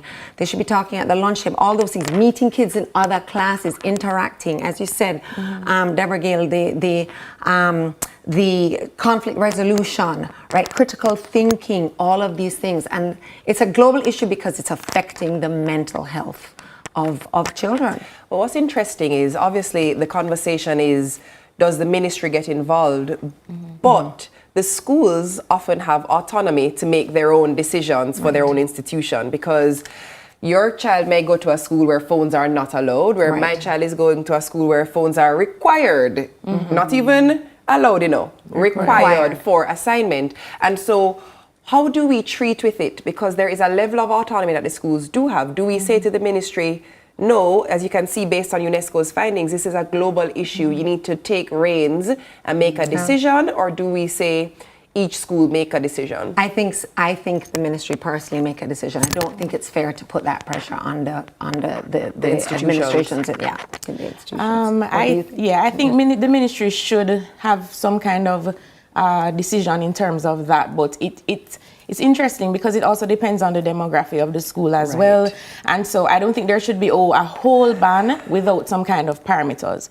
Because for me, it's also the need to have some kind of balance, because I use tech a lot in my classroom. So it's not so much that we want to vilify the device, but it is how it is used, how often it is used, and how well it is monitored and managed. So I think if we provide that safe space for the children so that it can allow them to have that balance of navigating the fact that we are advancing as a society and also the need to socialize, I think that's something that would be instructive for the ministry in terms of how they structure this thing. So versus the wholesale ban, let's look at how this thing is used to balance. And then let me expand further. What are we looking at in terms of age group as well? Because as you mentioned, demography, the demographic rather, let us talk about primary education versus secondary education, because in secondary education it perhaps could be used as a tool for research, whereas primary just like, no, we can't even get this child to focus. So let me just cut in here and just remember this conversation is about the cell phone as opposed to the device. Right? So because obviously people don't walk around school with their computer, laptop in their pocket. No, we're talking about cell So the phone. point is, when you leave your classroom, you leave your laptop in there, that's for education. But when you're out, playtime, sports, lunchtime, anything like that, people have their phone in here, right? So it's very easy to carry it around and move it. So for me, I think it's more about banning the cell phone, right? And use of the cell phone. And the truth is, because if you come with the argument, what if they can't contact their parents? That's or an emergency. We didn't. And there's an office, and at my child's school, right, where my boys go, there's an office, and I've seen children walk in there and ask if they can use the phone, please, to call their parents, right? But I agree we have to look at all those things, and we don't want to stop people from learning, but at the same time, let's not use that as an excuse, as in like, a lot of people have said, oh, we're holding them back if they don't learn how to use electronics. But I don't buy into that, because top IT people are grown-ups who didn't grow up with devices, and they learned them quite fine. Right? They didn't need to learn them at 5. Also, interestingly, the creators of particular social media apps don't allow their children to use it. Absolutely. And they must know why they've taken that position. Correct. So I think there is a balance. I think I would love to get the ministry. I mean, I talk about this every time I come here. I'm inviting the ministry to have these conversations, please. Right? Please. Because I do think it's important to have these conversations with them and bring them into it. So let's say a lot of us feel like this is important and it's something that is impacting our children. What is the next step? Because I feel like sometimes we all as a people might be like, you know what? Yes, I think that this is an important issue. But then we feel individually powerless. We feel like, well, if it just go on, I can't stop it. What can I do? How does one even move forward to say, okay, I think this is important and I want this to be addressed? Which is why I think that the ministry have to be the ones to sort of, say what should happen. And it has to be, maybe a forum where you have principals, you have teachers, primary and secondary, parents are involved, and you hear all the arguments to it. And also we have to look globally. Look at Sweden. Sweden are starting to ban devices because they have stopped. They don't know how to tell the time on analog clock anymore. They don't know how to count change anymore. We still have to make clock in grade 3, right? I just checked. That's exactly, which is fantastic. So, and I'm not even saying, let's consider banning devices. I'm saying let's consider banning cell phones, but it has to be a conversation that the people at the top, so they can impose. I do think, though, I'm going to say something that could be considered rather controversial. I do think a large part of the onus is on parents. Right. And I think what we do witness from my lens, remember, it's publicly known that my daughter got a phone at 13. She did not have a phone prior to 13. She was the only person in her entire first form without a phone. And she almost became the brunt of a joke for it. And I says, all right, grow some thick skin, you're going to take it. But no, I'm not caving. But I think we as parents have to also establish some boundaries for our children. And we have to be the ones to stop relying on devices to occupy our children and allowing our children to scroll because we want we ears to eat grass. So some of the responsibility lies with us as parents. Yeah, and that's a profound point, because at the end of the day, it's at the micro level. So even at school, we can legislate, the ministry can legislate, but if the parents are not on board, it's almost counterproductive. And then the school becomes the villain, and the teacher becomes the nuisance. And so for me, if we can actually, first of all, model it, because we're often very hypocritical as parents. So first of all, model it in terms of how we engage with the children, how we don't use it as a babysitter, and then also having them realize that they're being shortchanged. So it's not that we're being punitive, but there's so much more out there. Boredom is a thing that we're almost averse to as parents. We don't want the kids bored, and they don't want to be bored. But boredom is where imagination starts to come into play, where they start to discover, especially if they're fortunate to have outdoors. Go outside, make makajukyo, figure out what is an insect because it has 6 legs. Exactly. So things like that.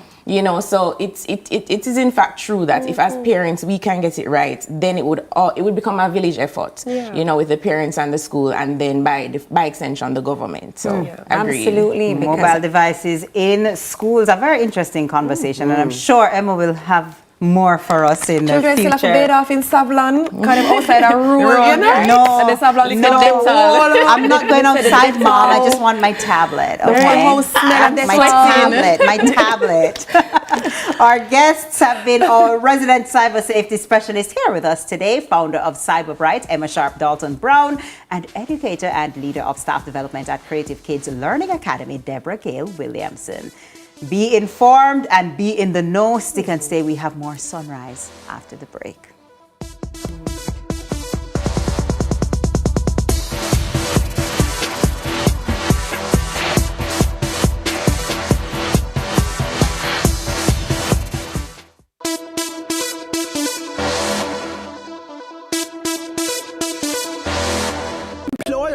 Your hard contribution builds a stronger workforce and strengthens the economy.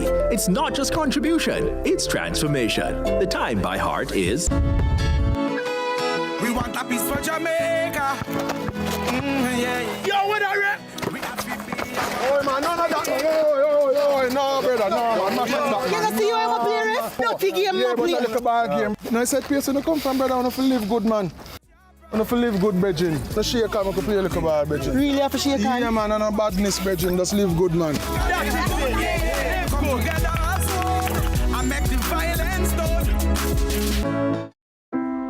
Before the first patty is made, there are hands that raise it, hands that grow it, hands that move it, hands that bake it, and hands that serve it. For Jamaica, by Jamaica. Through challenges and changing seasons, they stood strong. They built with us. They believed. To every farmer, every team member, every partner, thank you. Super Center, everything for your home and more. Bring back back the fun of shopping. Discover the best finds in every aisle of amazing items. For your kitchen, your living room, your bedroom, or any room, Azan Supercenter has that perfect touch to elevate your space to the next level. Our team is ready to help you find what you are looking for you or someone else. So stop by our Crossroads store today and rediscover the fun of shopping. Azan Supercenter, it's a lifestyle. It's a lifestyle. This is the Aedes aegypti mosquito that spreads the Zika, chikungunya, and dengue viruses. Search for its breeding sites and destroy them. A message from the Ministry of Health and Wellness. The time by the Ministry of Health and Wellness is 7:45. Wendy's chicken tenders, premium all white tenders, delicious, crispy, juicy. Wendy's chicken tenders, Wendy's chicken tenders, new sensation. Every bite is flavor perfection. Me and the chicken tender bars with the creamy dipping sauce, level up the flavor explosion. New Wendy's chicken tenders, delicious, premium all white chicken tenders, served with creamy dipping sauces, crispy on the outside, juicy and tender on the inside. New Wendy's chicken tenders, better with every bite. Only at Wendy's. Hey, what up, one? Hi, I am Candy Pang at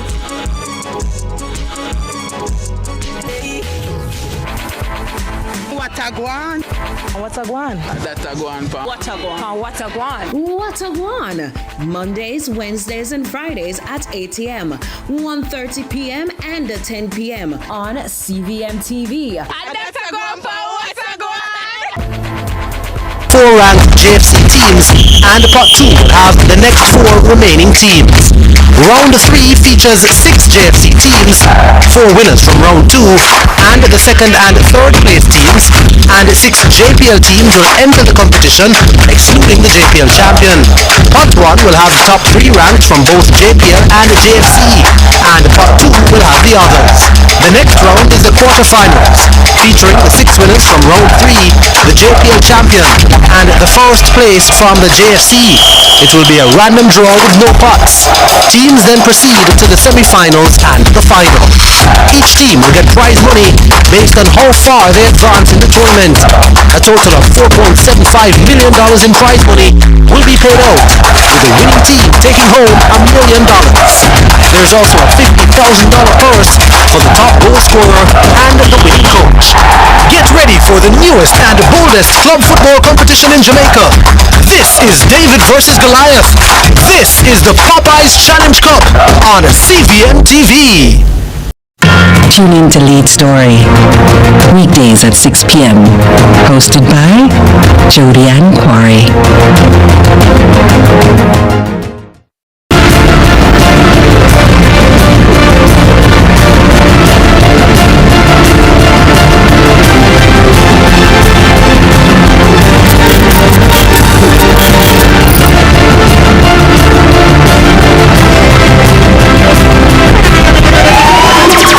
The internationally acclaimed On Stage with Winfred Williams. At a new time, Saturdays at 8 p.m. on CVMTV. So much more than entertainment.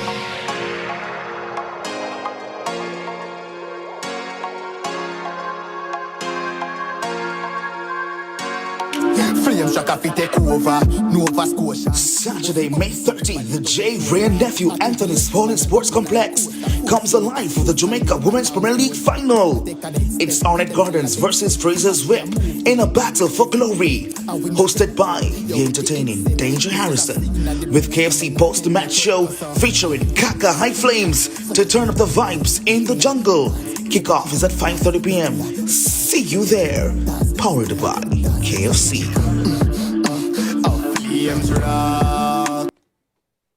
All right, women's football in Jamaica continues to rise to new heights. And this weekend, all roads lead to the biggest showdown of the season. The Jamaica Women's Premier League final is set to deliver excitement, passion, and top-tier competition as 2 powerhouse teams go head-to-head for championship glory. Joining us this morning is chairperson of the Professional Women's Football Jamaica Limited, Christina Hudson. co-captain of Arnett Gardens FC, Abigail Mullings, and captain of Fraser's Whip FC, Nevergale Abel. Good morning. Good morning. How you doing? Thanks for having us. Christina, I don't know if we need to put you in between these two, considering that they're rivals. Not yet, actually. Okay. So it's civil for now. Okay. Bringing it for sunrise. All right. So good morning, ladies. It's so good to have you. Christina, first of all, let us talk about this entire league and the opportunities that it's bringing to women all across the island. Tell me a little bit about that. So this is our second season managing the Jamaica Women's Premier League, and it has been really exciting.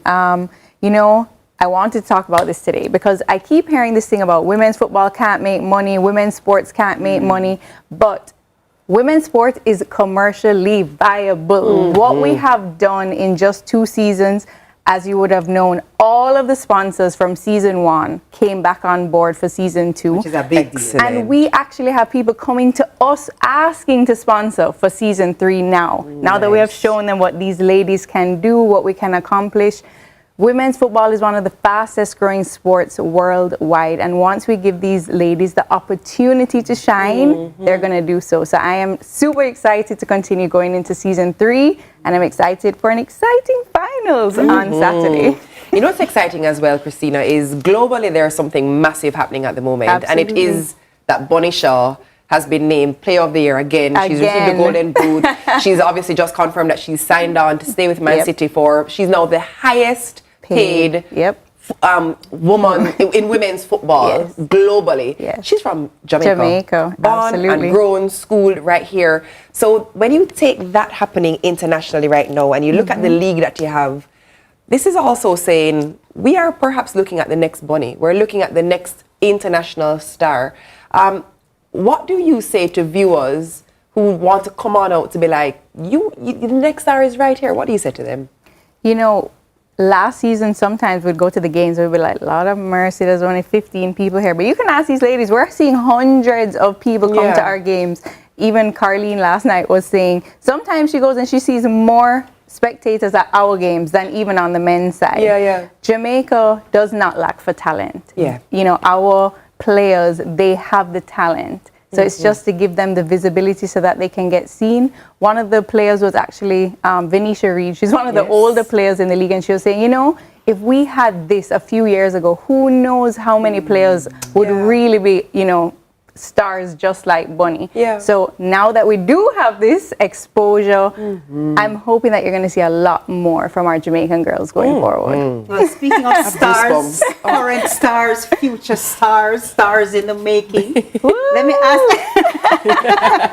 ask the players. Now, first of all, tell me about this journey to the finals. What has that looked like? Whether it was from the preparation point of view, physically, mentally, what has that been like? For me, I'm going to say it's like mentally. Because our preparation isn't the best coming up this far in the stage. Really? Okay, interesting. So what is the mental preparation like, though? You do a lot of meditation, you do a lot of, you know, having the positive things in your head. Like, how does one mentally prepare for something like this? Group chat, our team group chat. We text, we communicate a lot, even when we're not practicing. Like, we talk about like what we're gonna do. So we discuss. And it's even more interesting for you guys because them don't have anything really at stake. Uno is defending champion. So there's a little bit more pressure for you guys going in, eh? So is the conversation in the change room like, yo, we can't go to the flop. What are the trouble? Especially after the last game we drew with Real Mona. Oh, so Abigail, let me ask you then. You know, you're coming into this final. I'm sure the team is strong and ready and roaring to go, right? You see with the roars, right? Is that for Arnett Gardens? You know what I'm saying? You see what's happening here? So what's the mindset going into a final? You know, this is it. This is a big match. What's the team spirit like? What's the vibe like? I mean, the spirit is there. We've been having the spirit from the opening game we played. It's just been a roller coaster of emotions. It's here, it's there. And it's just exciting to see what we really have for the finals. If I were to ask you guys, let's pretend that your opponent is not sitting directly beside you and does not have close proximity to you. What the result is going to be for the final. Oy. Abigail, what would you say? Yendi. Yendi. I would say a 3-2 to 3-2 to Arnett. 3-2 to Arnett. Never Gail, Yes. what is your answer to that? She said she got jokes. I mean, as I always say, the ball is round. Yeah. Any team come up and play Saturday, and it is a good team, not gonna lie. But Fraser's whip is But, great. you know, we're Yeah. great. We're just the defending champions, so that's Okay. something to go and defend. All right. Saturday, give us the details. Okay, so we are going to be live at the JWN Anthony Spalding Sports Complex, which is Arnett Gardens. And the game is at 5:30 p.m., but the gates will be open from 3. It's $1,000 for adults, and children under 12 is $500. We'll also be live on our YouTube channel, JA Women's Premier League. And I hope I didn't forget anything, but follow us on Instagram at JA Women's Premier League. For any details that you may not have. Exactly. Awesome. What's the Instagram page? JA Women's Premier League. JA Women's Premier Also, League. let me tell you guys, go over to the page and just get some entertainment. They have a mic'd up that they do, right? If you don't want watch a little niceness and get a little joke and actually just feel a little good in yourself, go on their page. It's right there on your screen in the lower thirds now. JA Women's Premier League. And that's the website as well. Go watch their mic'd up. It nice. Bad. You laugh till you're weak. But our guests have been Christina Hudson, chairperson of Professional Women's Football Jamaica Limited, Abigail Mullings, vice captain of Arnett Gardens FC, and Nevergail Abel, captain of Fraser's Whip FC. And it's now time for a short break, but stay with us. We're going to try see what's going in there while we're on the break. Yeah, then that means we're going to see what's going on. You guys going on. We'll be in here. Never Gail no say she can't beat me in a keep up. Oh, yes. I'm that's what you Saturday, May 13th, the J. Ray and Nephew Anthony Spalding Sports Complex comes alive for the Jamaica Women's Premier League final. It's Arnett Gardens versus Fraser's Whip in a battle for glory. Hosted by the entertaining Danger Harrison with KFC post-match show featuring Kaka High Flames to turn up the vibes in the jungle. Kickoff is at 5:30 p.m. See you there. Powered by KFC.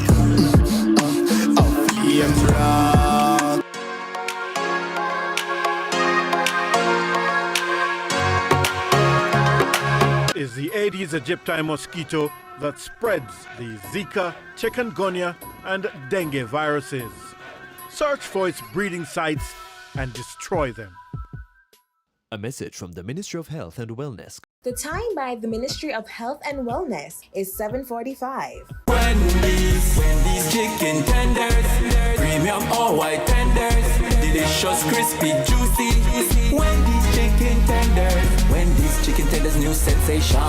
Every bite is flavor perfection. Me and the chicken tender bars with the creamy dipping sauce, level up the flavor explosion. New Wendy's chicken tenders, delicious premium all white chicken tenders, served with creamy dipping sauces, crispy on the outside, juicy and tender on the inside. New Wendy's chicken tenders, better with every bite. Only at Wendy's. This is Flow, Jamaica's fastest mobile network, as verified by Ookla. It's the result of a complete network rebuild, with more power backup to reduce outages and satellite backup for greater mobile stability. You can even make regular calls using Wi-Fi. Welcome to our new era of connectivity, and we're not stopping there. This is Flow, Jamaica's network. Every day we use our feet to walk, run, and take us places. But your feet can do something even more amazing. Join Guardian Group's Shine 5K Night Run Walk and make a stride to support KPH, the Falmouth Hospital, and Project Star. Saturday, May 23 in Kingston and Saturday, May 30 in Montego Bay. Register at run2shineja.com or runningeventsja.com and see you at Guardian Group's Shine 5K Night Run Walk. Every day starts with care. Care that's always close. Supermed Family of Pharmacies is where you go for everything you need. From your morning routine to life's biggest moments. Supermed Family of Pharmacies is always by your side. Whether it's prescriptions or household essentials, trust the care that's close to home. Super happy, super healthy, Supermed.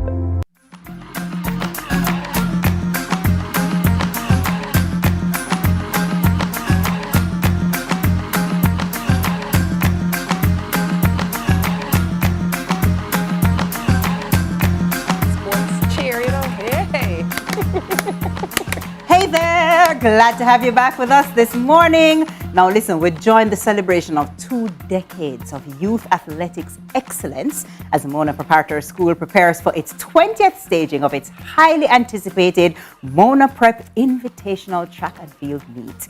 Now joining us this morning to discuss the significance of the meet, its impact on youth development and what patrons can expect from this year's anniversary staging, our Vice President of Mona Prep Parent Teachers Association, Dr. Jody Jarrett, and Sports Chair of Mona Prep Parent Teachers Association, Vaughn Alexander. I'm excited to hear about this. Good morning to you. Good morning. You know, one of the things I love about us here in Jamaica is we don't take these school things light. No. We take these things serious. So while they're professionals in their own right, in this capacity today, them say Mona Prep.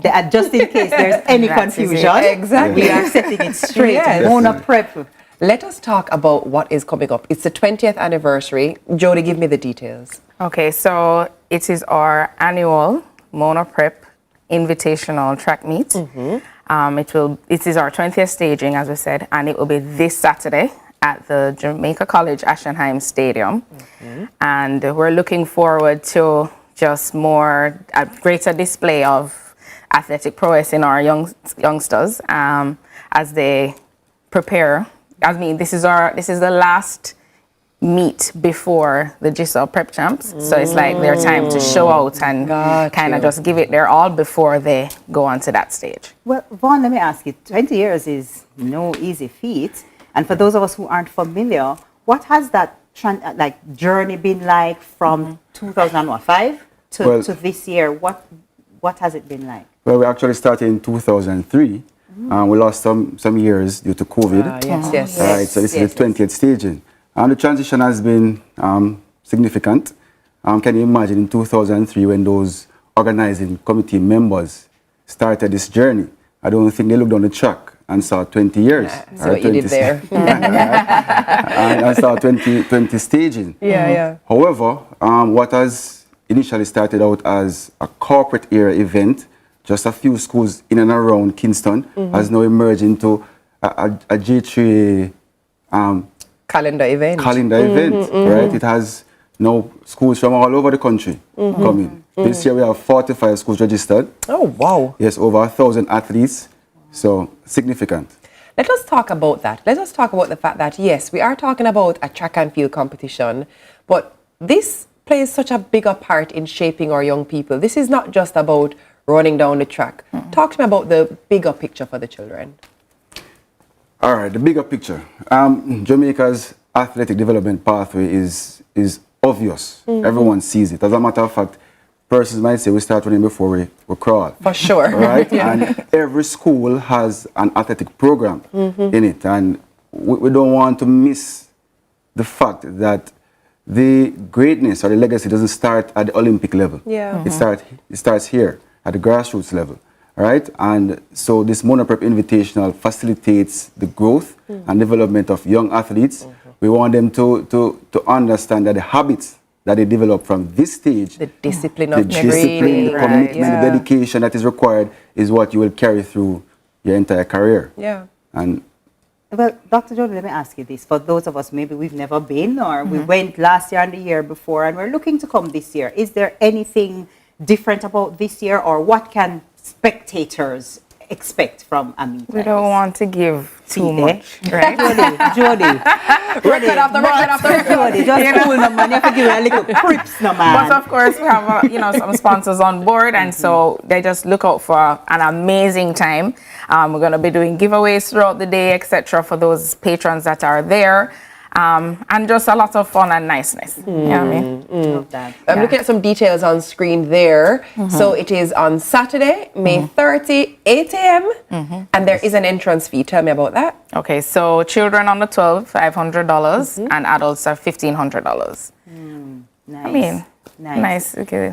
Outing. Yeah, and Bring there- the family, everybody come, support you. I mean, as Vaughn said, 45 schools, you must know somebody that's studying. So let me ask you guys this, you know, are there some schools that are consistently come out on top? They're the schools that most people come and look out for? Or does it switch up from year to year? All right, so we have the traditional challengers or contenders, but we have to be very diplomatic with this response. Now, the coaches are watching. Okay, good morning to the coaches. Good morning. All right, well, the fact is that we have a defending champion because the invitation is a championship. Unlike any other development meet, we give points towards the schools, and at the end is a trophy that is awarded to the school with the most points. And St. Peter and Paul is the reigning champion. Well, would you look at that? What are you saying to me? Wow. But I mean, we have consistently been in the top 3. I mean, Okay. We're coming back for we're it. coming back. We're coming back. It's okay. I understand we have to both give- positions. We have to give you guys a little time to shine, and then we just, we have to Also share. want to We have say to share the a special good spotlight. morning to Wilmer's Prep, you know, Wilmer's Prep. Where art thou, Wilmer's Prep? Talk to me. In the top 10. What did it? At least top 45. Fun. But it sounds like it's going to be a lot of fun. It sounds like it's going to be great for the runners, the athletes, and so it's really great work that you guys do and are clearly continuing to do, and so we appreciate it and thank you. Where do people get more details if they just want to catch up on something that they may have Or missed? to buy the tickets. Okay, they can check our social media page on Instagram. It is at Mona Preparatory. Perfect. Okay. All right. I like it. Appreciate you guys stopping by. Next time, come in here, Spikes. That was Dr. Jody Jarrett, Vice President of Mona Prep Parent Teachers Association, and Vaughn Alexander, Sports Chair of the Mona Prep Parent Teachers Association. We've come to the end of our show. We hope you enjoyed spending your Wednesday morning with us. And I know you're disappointed that the Fab Dolls didn't perform. Oh, but they're not. Yendia fight me. It's okay. As you can see.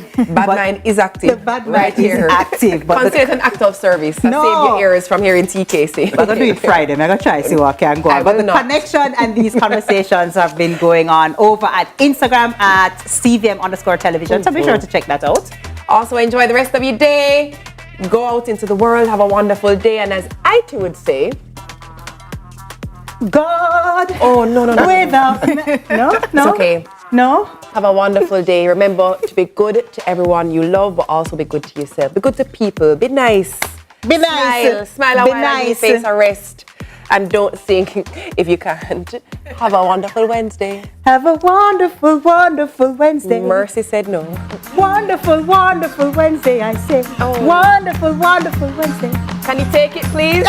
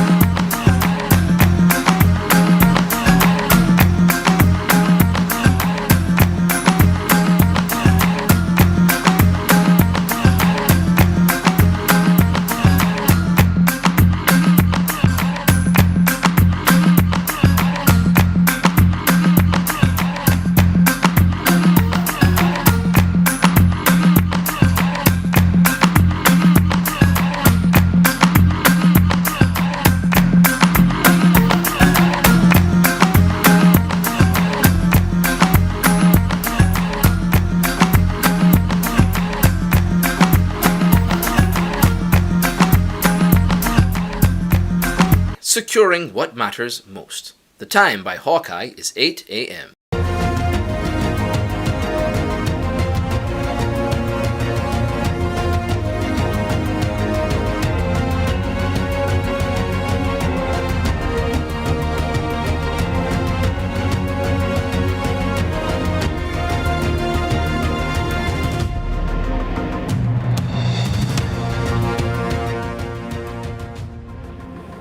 The most powerful religious institution on earth just issued its most urgent warning yet about artificial intelligence. Pope Leo XIV's first encyclical, a sweeping manifesto to the world's 1.4 billion Catholics, is a direct call to governments, corporations, and world leaders. Slow down, regulate, or risk repeating the world's worst crimes. The worst crimes in human history. To make that argument, the Pope did something no pontiff has ever done before. He went back to where the dehumanization started. He acknowledged that the Vatican itself, not individual Christians, the institution, gave European monarchs the theological and legal authority to conquer, subjugate, and reduce Africans to what the original documents called perpetual slavery. And he asked for pardon. Not as the conclusion of the document, but as the very foundation of the document released yesterday. Tonight, what that means for the fight for reparatory justice in the Caribbean, what it means for how the world now governs artificial intelligence, and what the Pope's warning demands of every government that claims to have learned from history. I'm Jody Ann Quarry, and this is Lead Story Prime.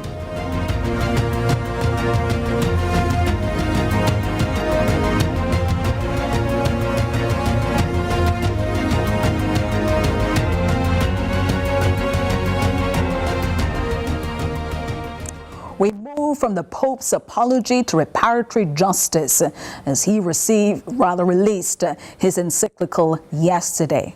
Pope Leo XIV spoke to the world and Amoy